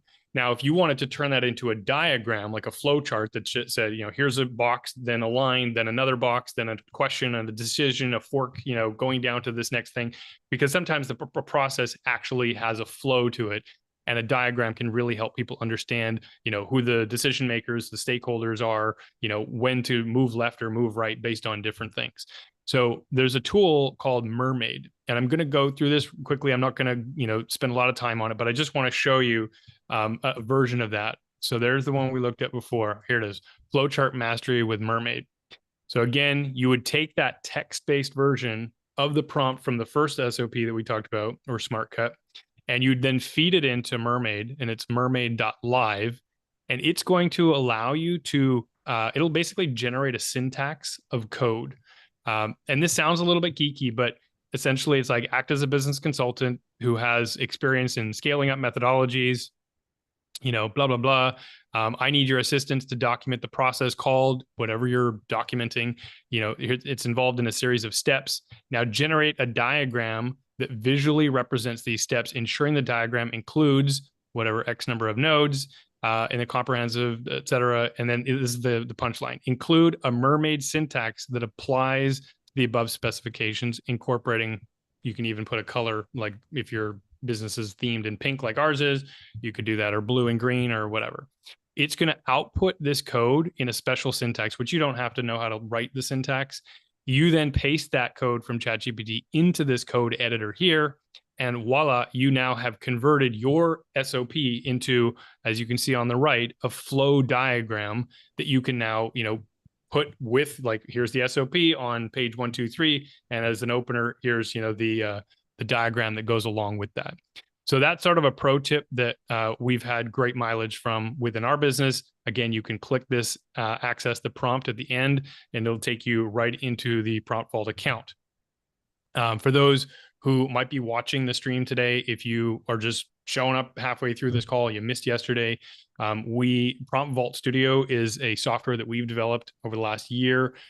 You can get, it's in a closed beta, but you can get an invitation through your attendance here. It's just go to promptvault.studio/begin. And that is your backdoor entrance to an invitation that'll get you into, and all of these are various prompts. I'm not going to go any more into detail on that. I also wanted to highlight, in case anybody missed it, there is the workbook, which was caio.cx/workbook. There is one page that is an addition to the pages in the original one. So if you missed this, I think Lee or somebody else can post the link to it. I think it's just caio.cx/delegate, and you can get this one additional page, which is part of your homework that we encourage you, again, to think through the exercise. What are the things I'm good at? What are the things I don't like to do? And I'd love to have AI take over for me.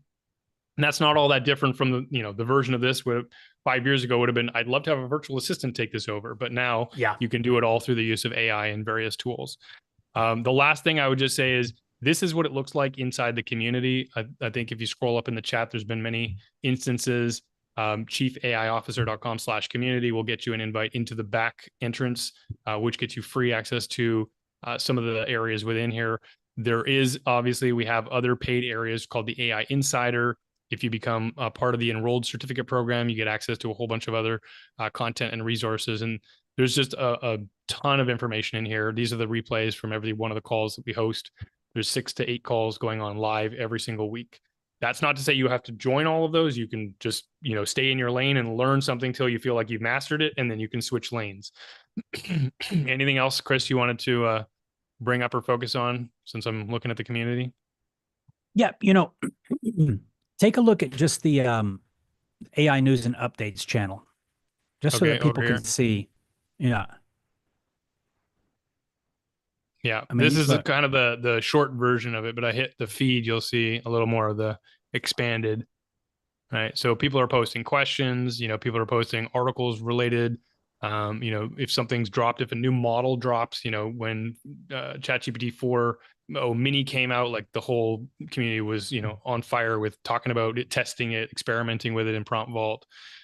So there's just a lot of, you kind of have that hive mind where you don't have to focus on every area of the 60-sided diamond. You just have to be good at what you know, and know you can tap into the rest of the AIOs that cross many different sectors of industries and different roles. Excited to discover Brother Troll's treasure. He lifted the lid and he reached down. Nathan, I'm going to mute you there. Yeah, we got you. Yeah. The community was something that we were like, oh, we need to have a community. I had no idea how valuable it was going to be. The community itself has kind of taken over on sourcing education and information. It's something that we used to have to do exclusively as our team, but now we've got all of these chief AI officers who've gone through probably did exactly what you did. They sat on a challenge.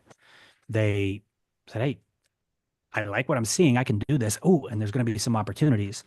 And now they're out there leading, truly leading when it comes to AI. So we always have a few questions about, let me share my screen here. We always have questions about what it's like to be involved. So let me run through those. This is a common one. After the program ends, do students maintain access to the course material for future reference? And the answer is yes, but not indefinitely. Currently, that's the case. But probably within this quarter, what's going to happen is once you enroll, there will be an annual renewal for your, obviously the certification through the Chief AI Officer or International Association for sure. But as we continue to update this material, it's not necessarily going to be available for individuals to just know, oh, I'm always going to get updates there. So for now, yes, it will be ending, and there will be an annual renewal for Chief AI Officer certification access.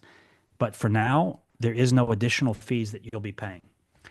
But regardless of that, you will still get 1 year access. So just to be clear, yes, you're getting 1 year access to the course, all the changes, what happens, and we evolve that thing all the time. And at the same time, you're getting access to the entire community, which is 12-month subscription to everything that's there. And in a 6-month period, I timed it out. That's like 180 hours of training, live training classes. Wow. And that's not to say it's overwhelming, like you have to be attending all of them. That's just to say you can, get into whichever lane is most relevant to the work you're doing, and really get in and get support. And what's also helpful about that, Segovia, is that if you're like at work or you're working with a client or something and something comes up, that sometime in the next 7 days, there's going to be a call specifically dedicated to that topic where I can jump on and say, hey, here's my situation. Maybe you don't want to use one of your lifeline calls, right? And you'll be able to say, client does this, company does this, whatever. You're able to talk to the expert about it in an open forum, get feedback from all the other chief AI officers as well as the host of the call, and get the answers that you're needing. If you needed to, again, hire that individual, even if it was just for one question, they're not going to sell their time like that. They're going to sell their time by the hour. So you're talking about, hey, Chris, I got $1,000 question. I just need one thing answered. You don't have to worry about that. So we expect graduates to be able to complete the program in about 2 to 4 weeks. Though we've had, as I referenced, I don't even know if I told you guys, but Sarah knocked it out in 10 days. And the way that we've set this timeline up is it takes into account the bandwidth is an issue for all of us. So it's been designed to make the training available to you when you have time. Of course, you're invited to attend the training calls live, but if your schedule's tight, you just can't, all you got to do is catch the replay, and you'll never miss one bit of the pretty incredible insights that we're getting and that we're sharing on those calls. The training modules themselves are web-based and self-paced. So you don't have to worry about missing out on anything if your work week gets busy or family obligations life gets in the way. It'll be there for you. Oh, next. I guess I skipped that. Next is there an option to break down the tuition. So one of the things that we did is that we started accepting several of those pay later options through a company called Affirm and a company called Klarna. And some of those options will range from you can enroll for $159 a month.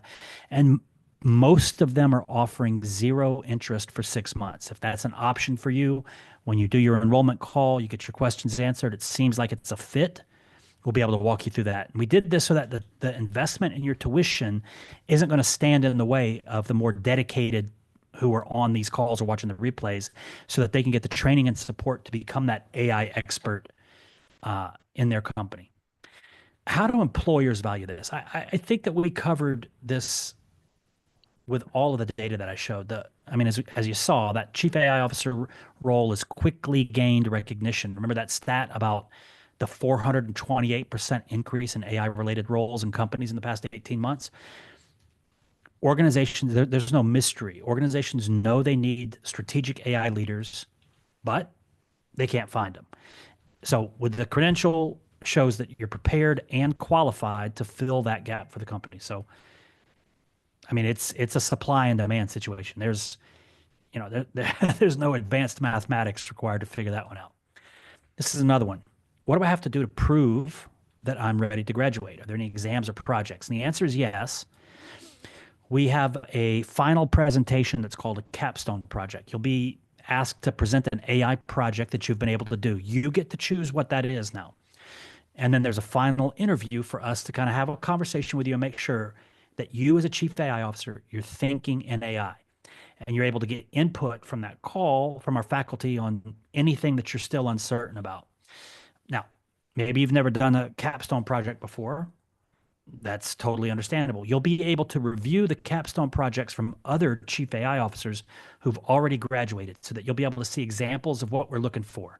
And I think you'll be impressed with what they've been able to create, especially considering that most of them had little to no AI experience before enrolling in the training. Why now? I think that I have presented compelling data points for why the time is now. Generative AI adoption is accelerating. The demand for talent for this stuff is voracious. Waiting could mean that you miss some opportunities to be at the forefront, and that's the best case. Worst case, I don't know if you remember some of the statistics from day one. Well, I would suggest that most of you are probably in that 47% of workers who were unprepared for AI's introduction to your role. But even worse, you could find yourself in the half that we talked about, who, when surveyed, executives said about half of these roles, they're going to be irrelevant. You don't want to be in either one of those categories. And by being an early adopter in leadership positions now, you will have opportunities that just won't be available as time goes on. So again, now listen, if the timing's not right for you, no problem. Go there next week after the challenge replays get taken down and the scholarship offer gets revoked. You can still enroll. You'll still have to go through the process, have the call with the enrollment advisor, make sure it's a fit. Unfortunately, the price will be $10,000. Not unfortunately, it's still, considering the raises that people are getting and what an AI expert can bill for their time, is still a screaming deal. However, for those of you who are on the call today or watching the replay that we'll be releasing later on today in the Facebook group and other places, if you schedule your call and you meet those conditions, you schedule the call and show up on time, that you commit to providing us with feedback and a testimonial upon completion of the program, you will be eligible, and it's a fit. You will be eligible for an immediate $3,000 discount on the enrollment tuition. So I don't know, Segovia, has there been any questions? And folks, if you have some specific questions, please post them in the comments. We've got some time left. I earmarked a few. So we've got one from Rio. It says, after the training and certificate, do you make recommendations for your students? My interpretation of that question would be not so much like tools recommendation, but like, do we make recommendation as in, hey, you're going to go apply for a job and can we provide you a reference letter? Or, hey, we actually have openings, can we even refer you to places? Do you want to answer that, Chris? Yeah. So here's what I can tell you, Rio, is any chief AI officer that's in the program, they'll tell you that we're very accessible, even after they've graduated. We're very proactive in the communication and dialogue with our community.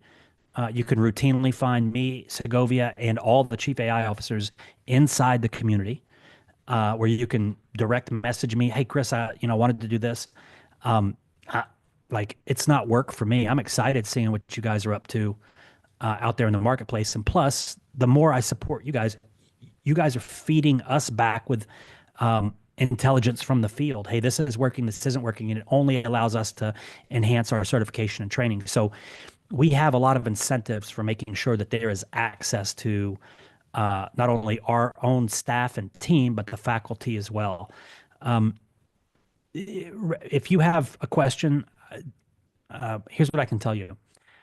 I would be surprised if there was a question related to either your career, your opportunities, your choices, the subject matter of generative AI, business, anything like that, that you wouldn't be able to get an answer for. I mean, we've got people who've got experience. As I mentioned, one of our chief AI officers is the AI strategist at, I think I looked it up. That company's doing like $34 billion a year in revenue. So, I mean, you've got people, this isn't a bunch of wannabes, a bunch of people who are, jumping from opportunity to opportunity. Oh, well, and they don't really know anything. This is full of people who have planted their flag, right? And they are all in on this being their career, on this being the area that they have mastered. So no doubt there's certainly guidance and advice, whatever you might need, Rio. There was another question. I can't find it, but I luckily copied it. Maybe it disappeared. Somebody, I don't know the name because I can't retrace it. It says, on LinkedIn, what skills do you recommend we include with the certification?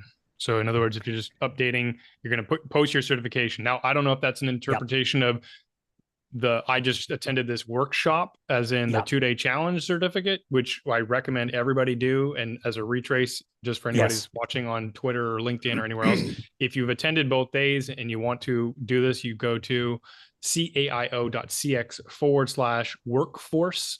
And then you can get your certificate of completion for just doing the 2-day challenge, and you can put that on your LinkedIn.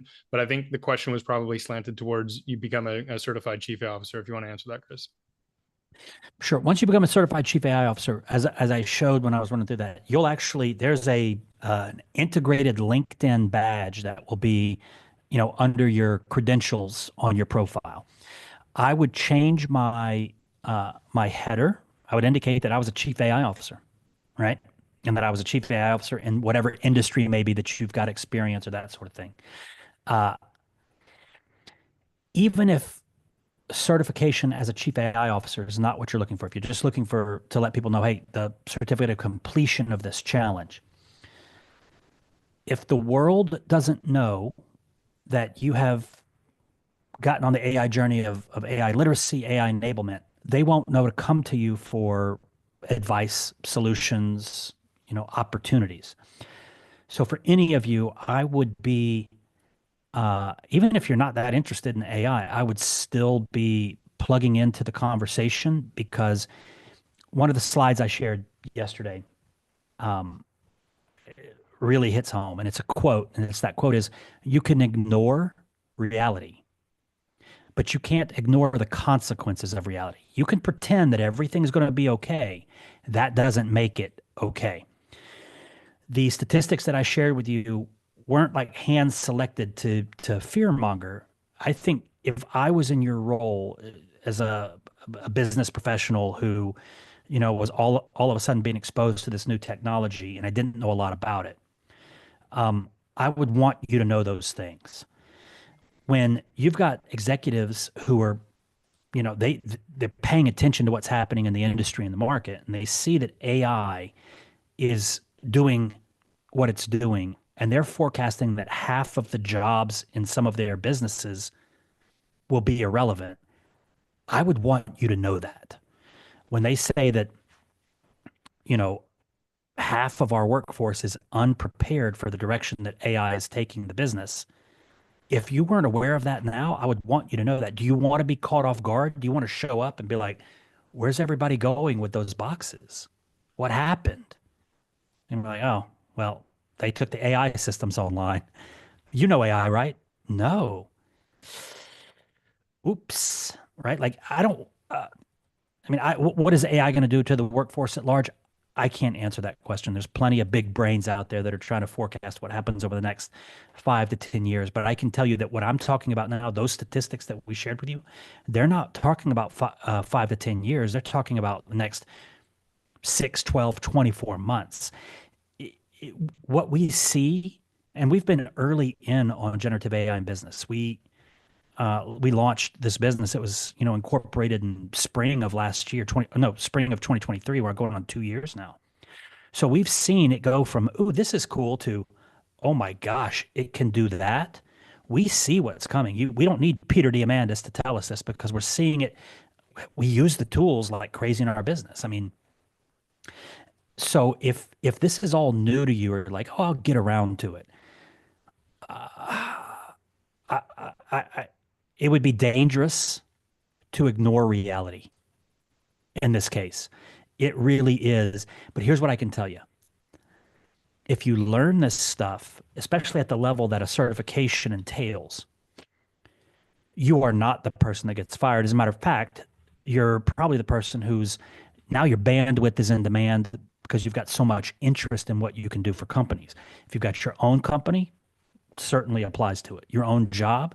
Look, you know that people who bring more value to the company, they don't get fired. They don't get demoted. You bring more value to the company, they want you to stick around. They want to pay you more. They want to promote you more often, as evidenced by the responses that we saw from the surveys of C-suite executives. So, I mean, my position on that would be, this is serious. It's not like, "Oh, I want to start a side hustle." This is not that. This is something serious.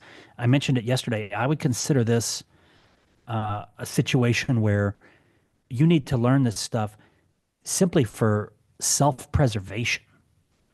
Because I can tell you right now, I don't know what your role is, but if you gave me and a couple chief AI officers about a week or less, we could probably come in and they wouldn't need you anymore. And I don't mean that in a negative way or to scare you. That's the reality of it. You know why more of that's not happening? There's not enough me's and other chief AI officers to go out there and actually do the thing. And I don't want you to think, well, if I become a chief AI officer, I'm going to be facilitating people's, the end of their career and the reduction of their economic viability. That's not the case at all. Those individuals have on themselves a responsibility to stay relevant in the marketplace. You have a responsibility to stay relevant in the marketplace. This is table stakes. Talk to me a year from now, you will not be doing the same thing. Your job will have been transformed if you have not started using AI. Will AI take your job? No. Somebody who knows AI and knows your role is a much better candidate. They will take your job. It is happening now. And when you become that person, right, you're the person that companies say, as we saw in some of those headlines, experience doesn't even matter anymore. 74% of companies said they would rather have the person who didn't know the role that well but knew AI, as compared to somebody who had, been in that role for their career, because they understand you don't need to know. You don't need to be the expert. AI has all of that information. If you know how to prompt it and you know the questions to ask it, I can get the same expertise as somebody who's sat in that role for 30 years. If this all sounds like, that's too good to be true, start using the tools. Heck, ask it, "I'm interested in investing in the stock market." Act like Warren Buffett. Remember the persona method? You are Warren Buffett. Give me advice. It's not gimmicks. It's not, magic tricks. It's real. Like, I give you a perfect example. I was driving back from New Mexico to Austin, where our headquarters are located. And I was able to use ChatGPT on my phone, voice. It has a voice. If you're not familiar with it, you can actually talk to ChatGPT and it'll talk back to you. And on that drive, I developed 4 new certifications with the assistance of AI. I knew what I wanted to ask it. I knew what the ideal outcome would be from those trainings that we're going to be offering. I knew who the audience was. So it's not like I was like, "Hey, make a course." There was intelligent dialogue going back and forth between me and that. I created 4 new certifications I got back on the 5th, and the first one's almost done. Today's the 8th. Without the assistance of AI in that capacity, I would expect maybe a month to do each one. So we're talking about, it would take me till summer almost to complete those. And I would imagine I'll have all of them done within the next 2 to 3 weeks. So That's correct. when you That's know, curriculum designed for you, one-on-one with AI. yeah, exactly. I'm going to just So, circle and that's back and yeah, come back to the original question and just give my 2 cents on it. So I think the question was, what would you add in terms of your LinkedIn badge or profile? LinkedIn, what skills would you recommend? I know a lot of people don't necessarily feel, whether it's through imposter syndrome or just, misalignment of, what their past career goal was. And hey, I'm going yeah, to step from a whatever your current title on LinkedIn is to a CAIO. And so there are many people that will call themselves, AI architect, AI consultant, AI strategist, AI leader. So there's no right or wrong, but I would certainly make sure that you put those 2 letters, AI, somehow into the yeah. flag and banner space of your LinkedIn profile. That would be important. Mercedes, I don't know if that was you that was having problems with your getting access to Gamma. I think that might have been you earlier, but if so, I No, hope it works out. I'm not sure what Mercedes's question that is was regarding. Serena. Oh, yeah, you're right. So I don't know. She says the invitation to my contacts are still pending. I'm not sure what the context is to you. So I will. Oh, the go ahead. contact in Zoom. The invitation to my contact. Maybe Well, she's Segovia's doing. figuring that out. Some of you may be like, okay, well, I want to do the call, but I don't want to get, pressured into something. That's not how we operate. This is not a one size fits all. We're not trying to get everybody and their brother into this program. This is something that is intended. Here's what would make you a great candidate. If you've had a career and you've been in an industry or a role for a number of years and you understand what it takes to do that job, or maybe you lead a team and you understand what needs to happen. That knowledge means that you now know what needs to happen. You're able to go into that large language models, to chat GPT and things like that, and be able to, because of your business experience, ask it the right questions. I need the example Segovia showed on the prompt vault yesterday was a marketing campaign, right? Maybe you're in marketing, maybe you're in finance, maybe you need to upload some, clean data into the models for forecasting. I want you to think about this. Like if you had, they said, hey, Chris, you can have 5 talented assistants who are top notch at pretty much anything you need. How would that make your job easier? First off, there'd be a lot of the stuff in the crap corner that we talked about that you just wouldn't have to do. It'd be offloaded to AI or agents or automation or whatever. But you would be able to get so much more done so much faster. One of the courses that I'm currently building right now is called AI Advantage for Executives. Now we've got one for CEOs coming, we've got one for CMOs coming, all that kind of stuff. And in the course of that, one of the top things that and I didn't just have ChatGPT do it. It's not a copy and paste. There's still a lot of work that I do my research, I do interviews, things like that. And one of the examples that kept popping up for all of us is assistance with decision making, right? Like, Chris, this is on fire. Chris, what do you do about this? Hey, Chris, this client wants this, that, all these things that you as a professional, what am I going to do? Right now, once you know how to use even just Chat GPT, you're able to go and say, here's my situation. Acting as a professional business advisor who has experience in my industry, give me 5 options within which I can reply to this business situation. Let's say you type that question out, you hit submit before your coffee cup hits your lips. You might go, the first one, that would, second one, wow. Number 3 is a banger. That it's, I'll call it a superpower again. I mean, man, I sat in my car driving, bored, said, oh, let me work with ChatGPT. I built out the frameworks and agendas for professional level certifications for, 4 C-suite roles plus a generic executive role. Like there is so much. I mean, listen, you go through the program. Let's say you enroll, and let's say you don't care about certification. You just want to learn this stuff. You doing what we showed today is a small taste of it. When you learn how to do it at a professional level, whatever role you've got, and maybe you're sneaking off early on Fridays, maybe you've got more time with the family in the evenings because you're not doing that. Okay, now that it's late, now I can finally get some work done because there's no distractions. Or, oh, let me get up 2 hours early. I'll get in the office before everybody else because that's when I get my work done. That goes away, right? Like I don't know. Are there any more questions? I mean, this is if there's nothing else, definitely you I guess I learned would some op- stuff. Go ahead. I mean, I don't know if there's any questions. It looks like we've covered them all. I wanted to just poke out that said, I noticed in the chat, and I think when you entered this room, because we had to do a technical switch between the Zoom rooms, that it says 3-day challenge. So in case anyone was thinking this is day 2 of 3, this is actually a 2-day challenge, 2-day not a challenge. 3-day. So this is the end of day 2. It's wrapped up. It's complete. The replays will be available up until Sunday night. The offer and the scholarship is available till the end of the week. You can hit the replay. That'll be chiefaiofficer.com/replay. I posted it in the chat.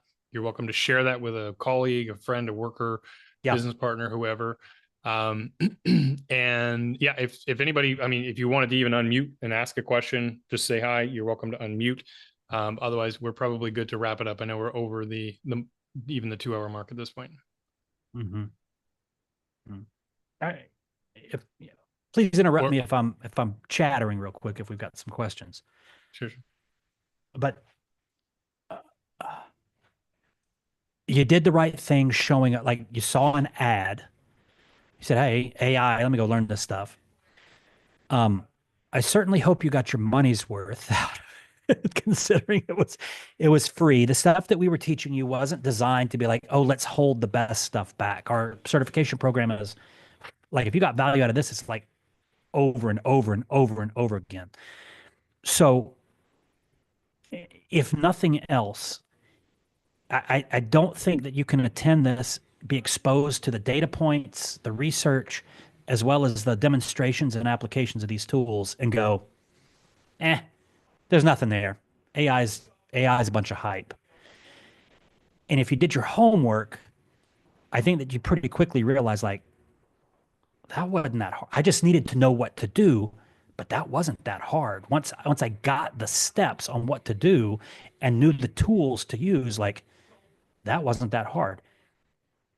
You're going to walk away from here with a free account to Fathom, right? That should be on every one of your Zooms or Team Meets or Google Meets, right? Perplexity, it's free. You've now got every time how many times a day do you use Google, right?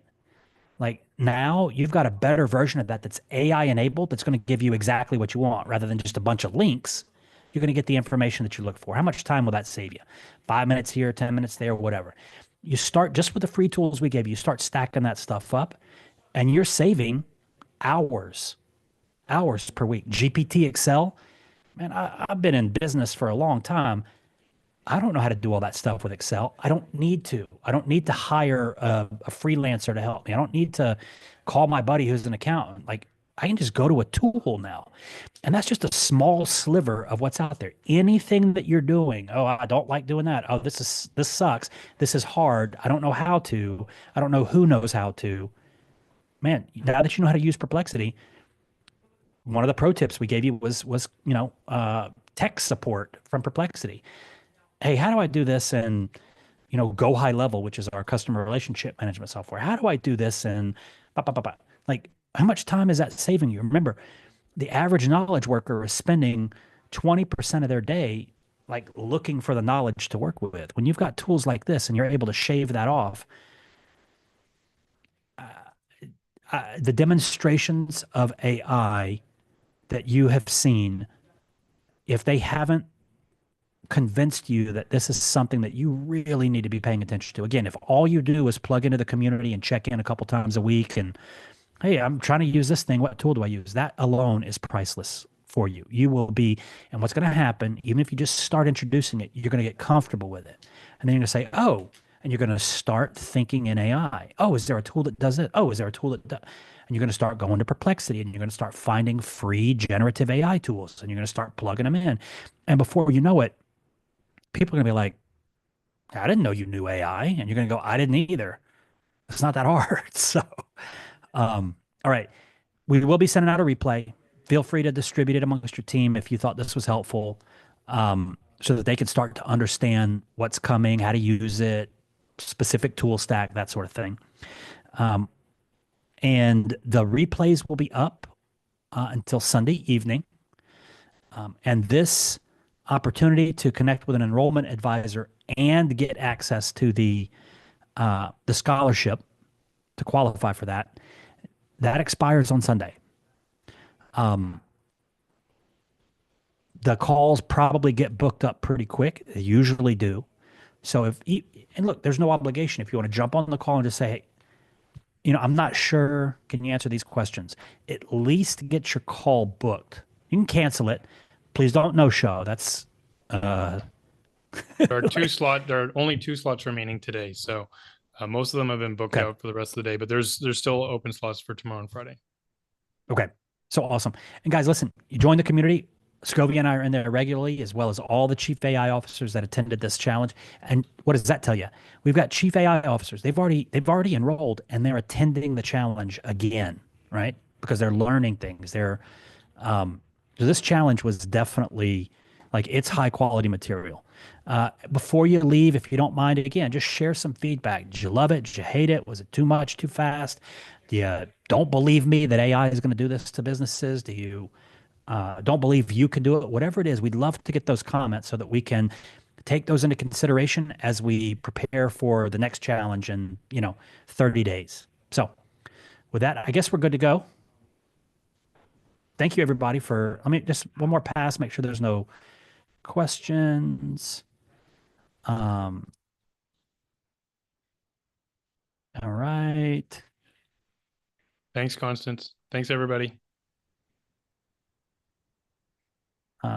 Sign up for the account, start exploring. Have another question. Follow. Awesome. Great. We'd love to see all of you in the community for sure. Okay, great. Thanks, everybody. We'll, pay attention to AI. So, hey, Steven, we've got you covered, man. You'll get the replay, and we've got the replay from yesterday. And what I might do is I might listen to it a couple times. So, and if you jump into the community, there's a couple of calls that we host every week that are open to everybody. You can get the replays of those, or you can join if you happen to be available for that. So, we've got plenty of resources for you. Thank you for all the feedback. And listen, if you got feedback that we need to change things, don't be shy. We're not here simply for the accolades. We're here to make sure that people are getting what they need. And if you've got some input that would help us make sure that the next person gets exactly what they need, I'd love to hear that as well. All right.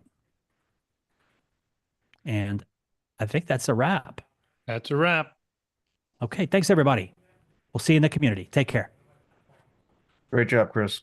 Thanks, Scobie. Thanks, bud.